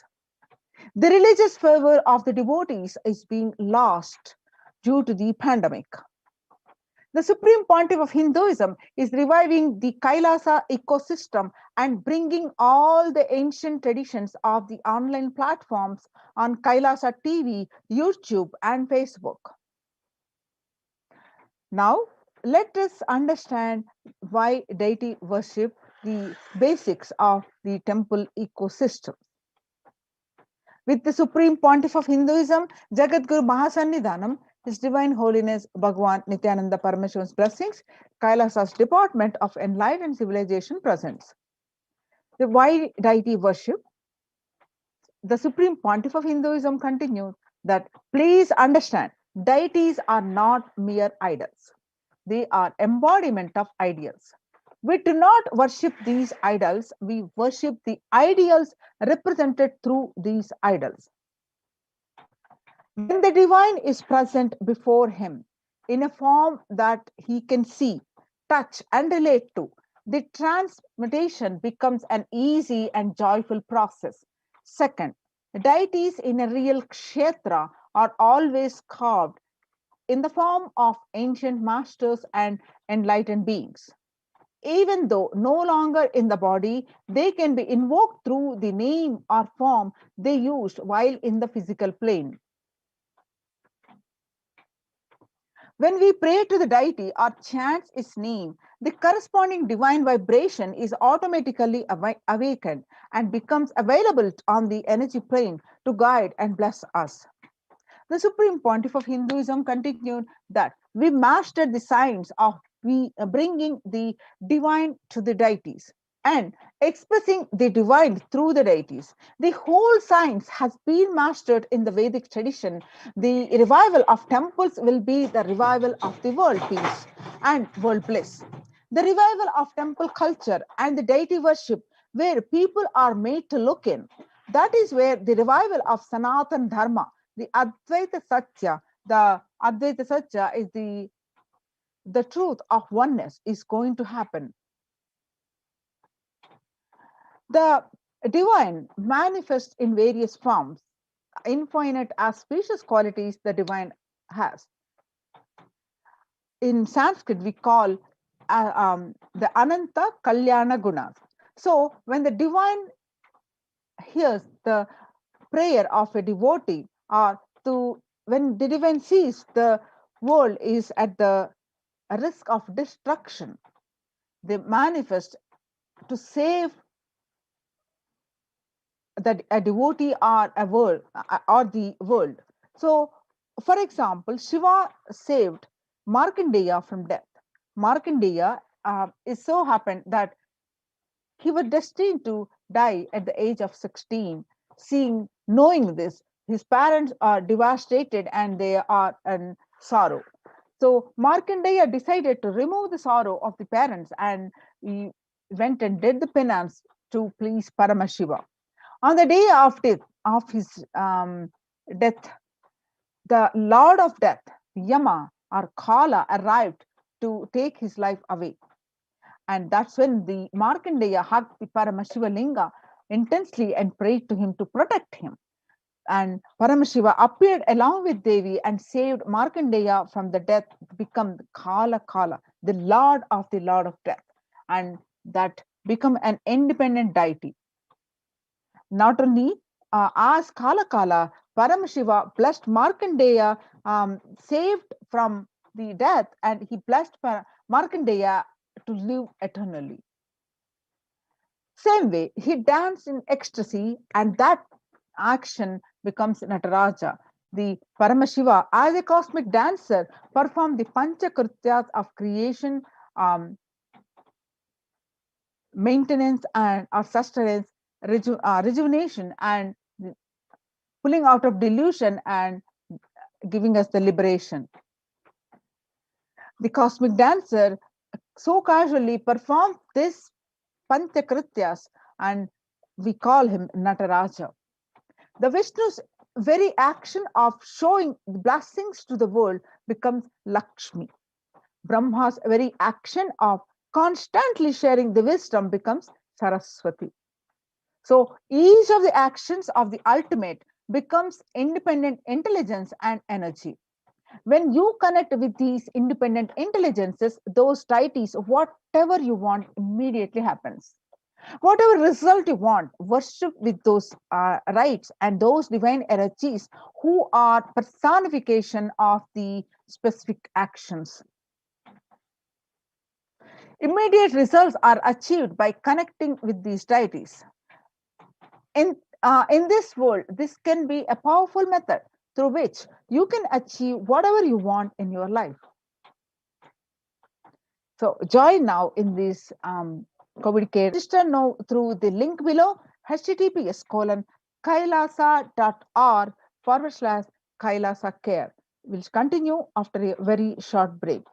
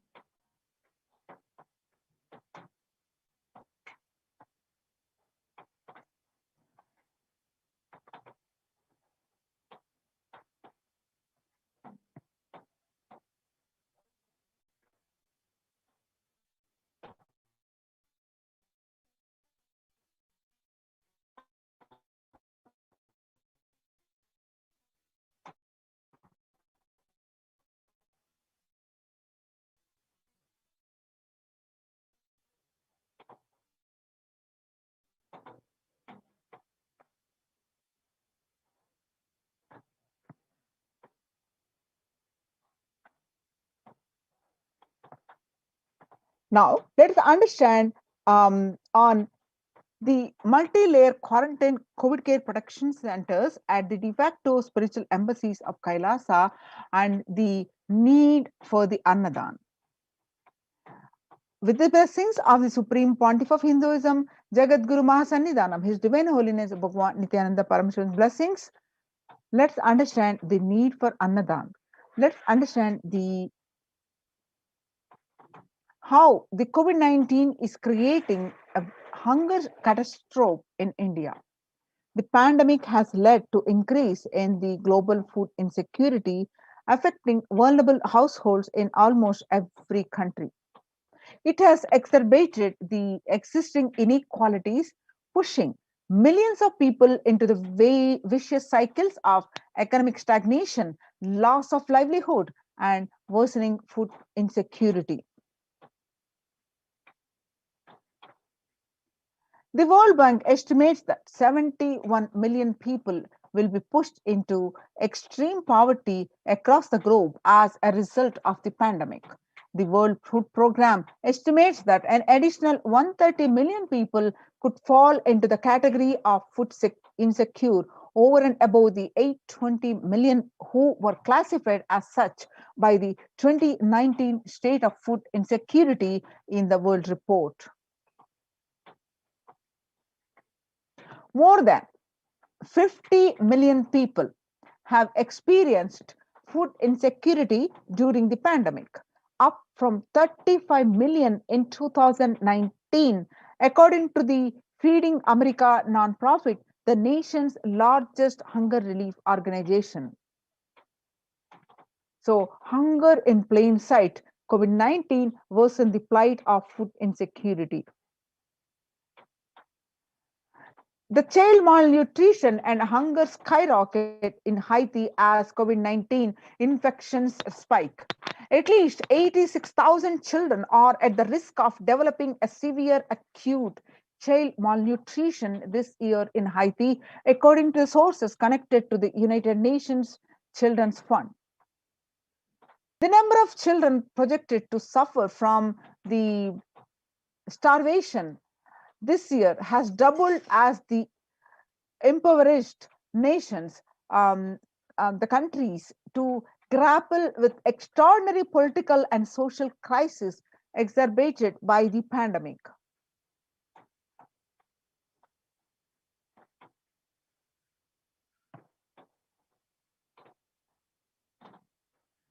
And refugees are paying the highest price in the COVID-19 pandemic. The vulnerable groups, such as refugees, paying the highest price in the COVID-19 pandemic.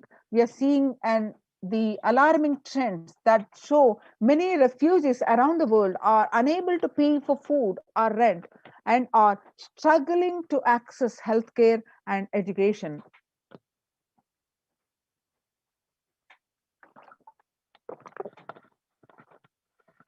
Price hikes in local markets and further displacement caused by low campfires have pushed many families further into food insecurity. During April and May, around 30,000 refugees in Cox's Bazar camps raised questions and concerns, with 63% seeking services, including urgent food relief and shelter. Just over one third, that equals to 37% requested health or medical care. Famine risk spikes amidst conflicts, COVID-19, and funding gaps. The number of people teetering on the brink of famine has risen from 34 million projected at the end of the year to 41 million projected as of June. Without immediate emergency food assistance, they too face starvation, as the slightest shock will push them over the cliff into famine conditions. The World Bank releases a report, an analysis of the rising food insecurity rates in response to the COVID-19 pandemic. The report, released on May 20th, 2021, states that COVID-19 impacts have led to severe and widespread increases in global food insecurity, affecting vulnerable households in almost every country, with impacts expected to continue through the 2021 into 2022. Is also states that the global food prices increased significantly by 38% since January 2020. The World Economic Forum released that 155 million people are caught up in food crisis of varying severity.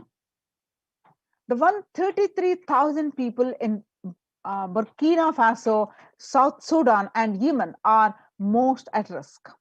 10 countries account for two-thirds of these facing acute hunger.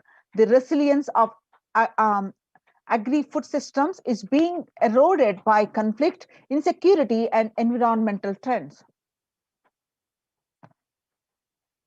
So join in these COVID care production centers.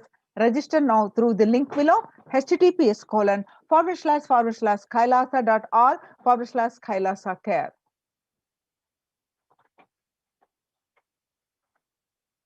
So now let us understand some the powerful cognitions that Supreme Pontiff of Hinduism revealed, that what you eat contributes to what you eat. What you become contributes to what you eat.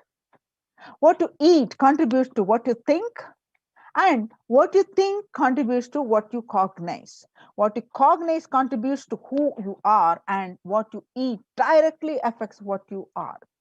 That is why I'm saying that the statement that you become what you eat, what is in your plate matters, because that is going to become you. The violence-based food derived from killing animals and life negative, the chemical-based toxic food, both harm the system equally. Organic vegetarian food is not just for health. It gives you an inner space, the physical system, and physiological flow, and to develop highest psychology. To develop highest psychology, not only your physical system, even your physiological flow needs to cooperate.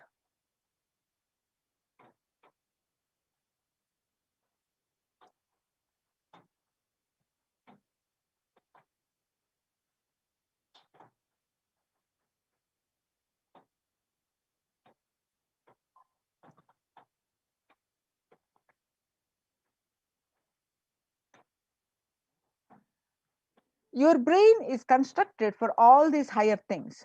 When you don't explore the higher things, you are bound to feed the lower things and keep your brain engaged for survival.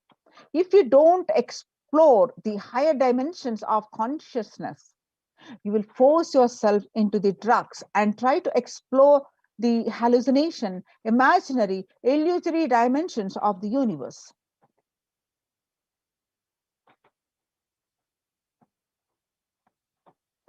Vegetarianism as a lifestyle. The human body is naturally designed for vegetarian food. The inner mechanisms like feeling, thinking, words, etc., everything is designed to function with vegetarian food. It is like having a generator which can handle 20 volts current, or a UPS which can handle only 220 volt current, but it is given 20,000 volts current. What will happen? It will get fused.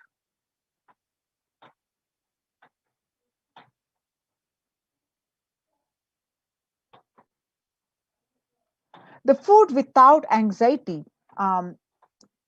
fear, and depression, the biomemories, if they are consumed by a person, the energy with which they think, the energy with which they utter words, the energy with which they act, the energy with they feel, and everything will be aligned to the natural source of energy, and it will be aligned to the nature, which is the inner potential energy. Now let us see the Kailasas, Annalayas, serving the free organic vegetarian sattvic meal for all, eliminating hunger.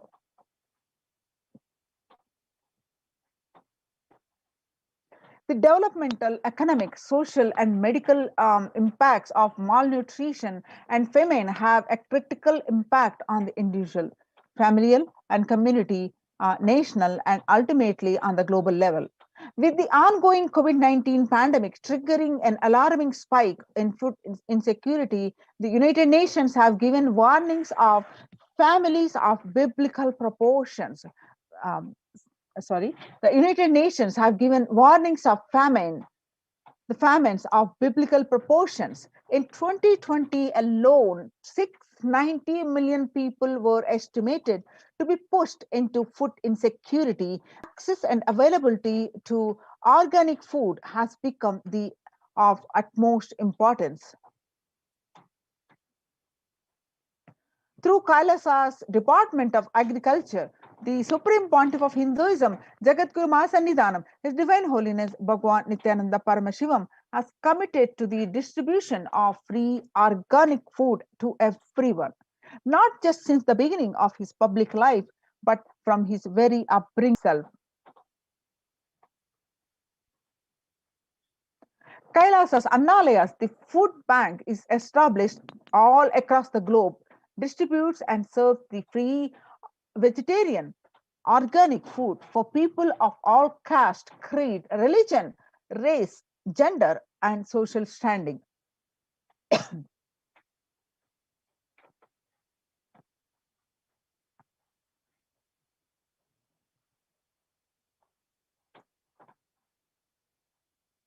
Under the global services, the Kailasa Department of State, under the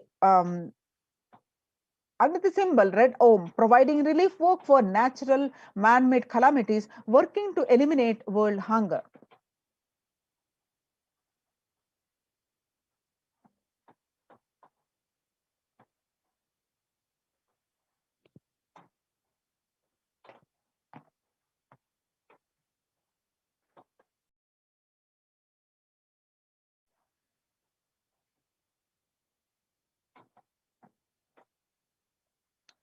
We will revive the food supply system of Kailasa. Before you get hungry, food will be ready. Continuous Anada. I'm not giving any fantasy. It is already become reality, says the Supreme Pontiff of Hinduism. The pictures that you're seeing as the early days of Kailasa's spiritual mission, where the Supreme Pontiff of Hinduism is offering Annadan, providing a free organic vegetarian meal on Kartikeya Deepam, a famous festival in Tiruvannamalai, India. In 2013, even with a fractured hand, the Supreme Pontiff of Hinduism, Jagadguru Mahasannidhanam, His Divine Holiness Bhagwan Nithyananda Paramashivam, engaged in selfless work by day and night, inspiring the peacekeepers of sovereign order of Kailasa, engaged in selfless service, leading the nation of Kailasa by example. In 2011, the Supreme Pontiff of Hinduism had a multiple compound fracture with the bone protruding out of the skin.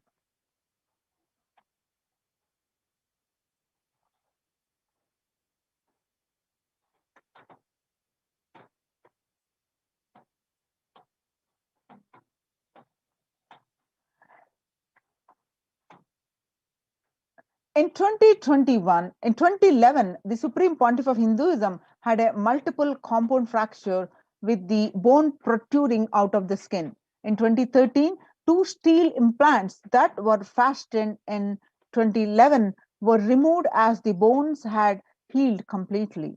This picture is after that surgery.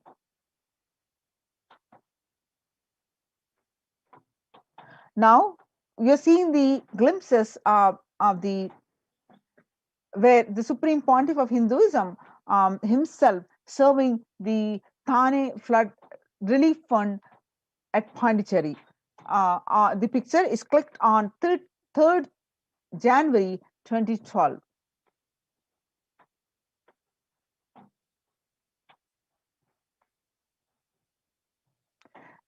This picture that you're seeing are clicked on 3rd January 2012 at Pondicherry as Thane Flood Relief Fund. some more of the Thane Flood Relief Fund on 3rd January 2012.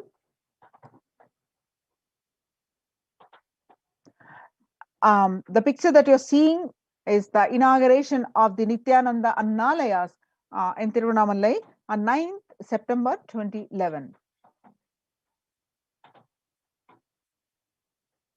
The picture that you're seeing where the Supreme Pontiff of Hinduism himself serving the Arogya Health Workshop, Tamil Nadu, where you find the Supreme Pontiff of Hinduism himself is serving thousands of devotees who came to Bidadi to attend the a program.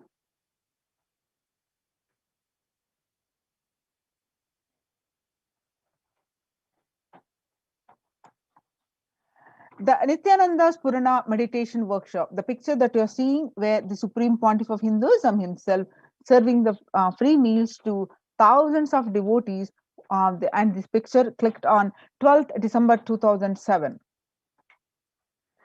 Nithyananda's Purana meditation workshop at Tiruvannamalai, where you see the pictures are where the Supreme Pontiff of Hinduism himself serving the food. This picture is clicked on 20th September 2012.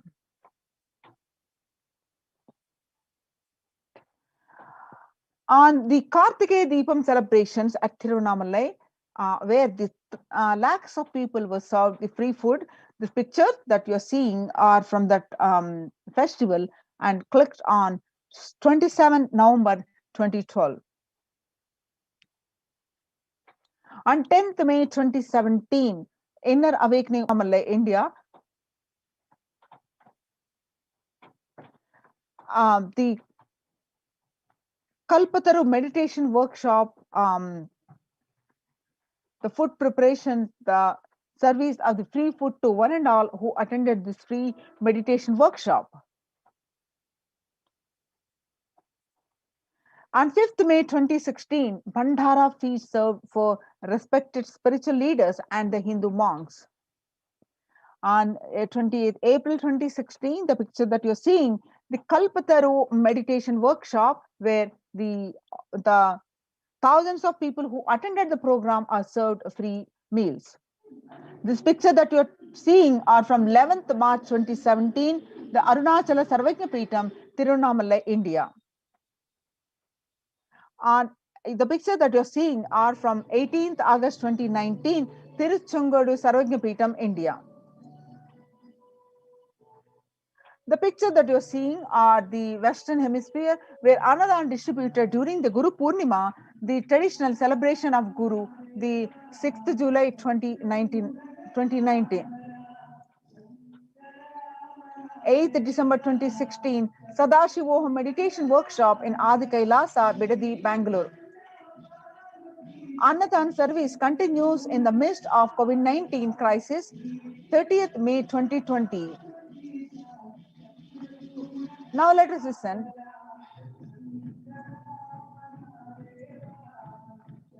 What I found in researching the Bengal famine was that Churchill did several things that greatly aggravated the death toll. India was being used extensively for the war effort. Indian resources, Indian soldiers, and Churchill repeatedly refused to acknowledge the fact that the extent to which India was used could lead to famine. Viceroy to India, Archibald Wavell, called the Bengal famine one of the greatest disasters to have befallen people under British rule, and said the reputational damage was incalculable. During one government discussion about famine relief, Secretary of State for India Leopold Amery recorded Mr. Churchill saying that any aid sent would be insufficient because Indians bred like rabbits.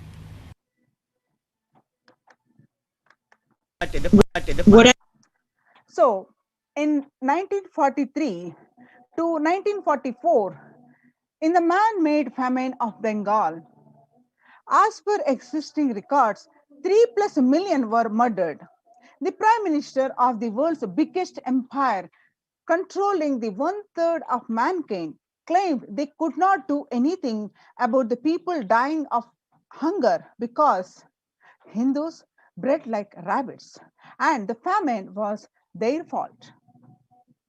On the other hand, in 2016, in Ujjain Kumbh Mela, the peacekeepers of Kailasa served organic food to over 3+ million peacekeepers of Kailasa under the leadership of the Supreme Pontiff of Hinduism, have served more than 1 billion free meals in the past 26 years and are determined to end the hunger and poverty in all its forms. Not only that, in the past 26 years, the peacekeepers of Kailasa are determined to end hunger and poverty in all its forms.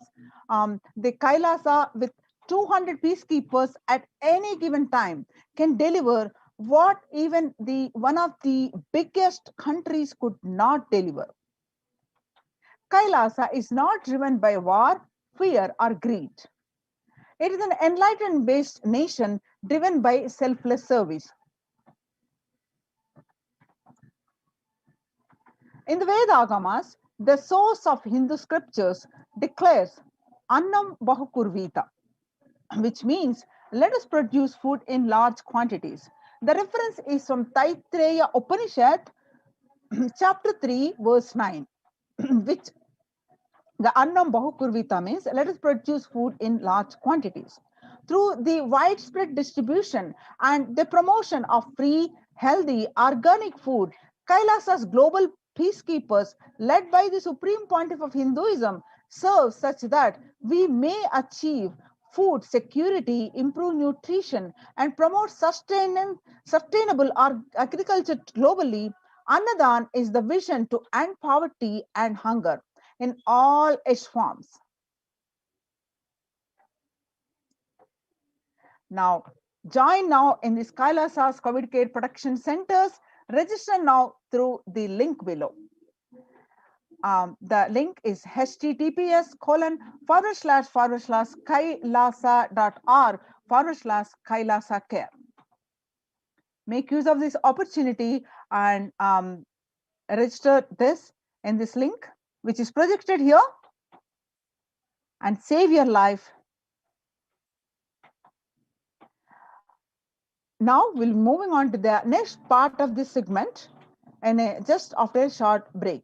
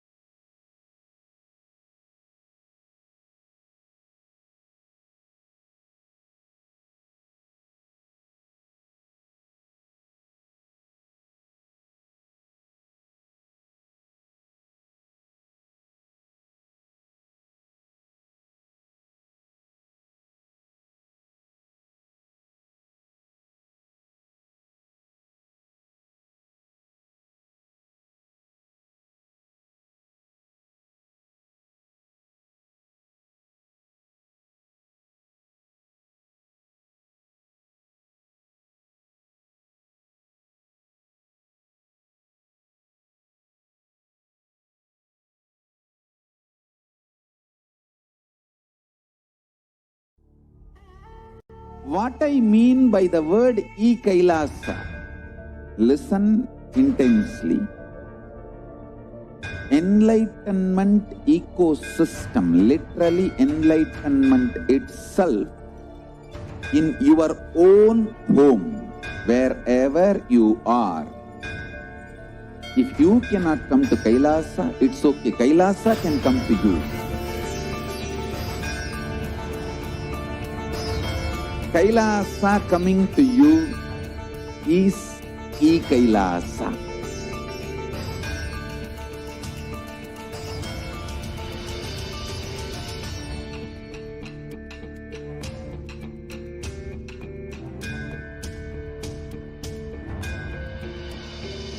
I will revive Hinduism. I am a Hindu revivalist, not by any revolution, but by evolution.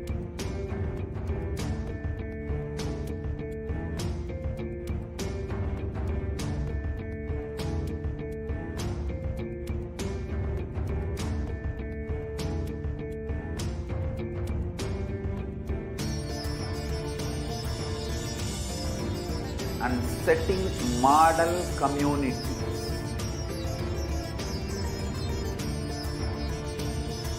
Kailasas, enlightenment ecosystems, Sarvanya Peethas all over the world.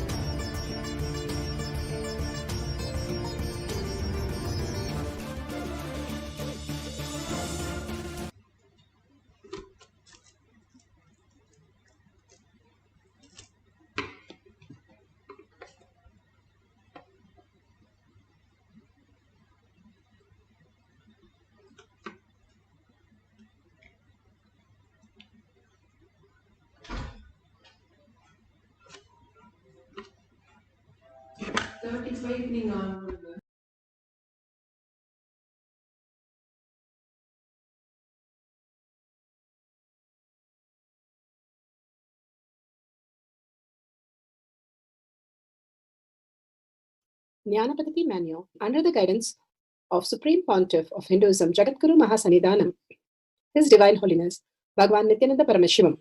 Let's start with the Sadguru Vandanam. Nithyanandam Paramasukhanam Kevalam Jnanamurtim Dvandvatitam Gaganasadusham Tattvamasya Lakshmam Ekam Nityam Vimalamachalam Sarvadi Sakshi Bhutam Bhavatitam Trigunarahitam Sadgurum Tam Namami. Let's go through the disclaimers. Security measures. No photography, video, audio recording. Important cautions.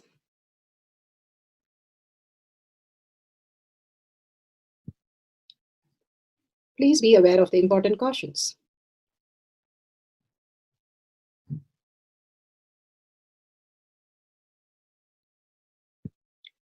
What is power manifestation? Let's hear from Bhagavan himself explaining what is power manifestation.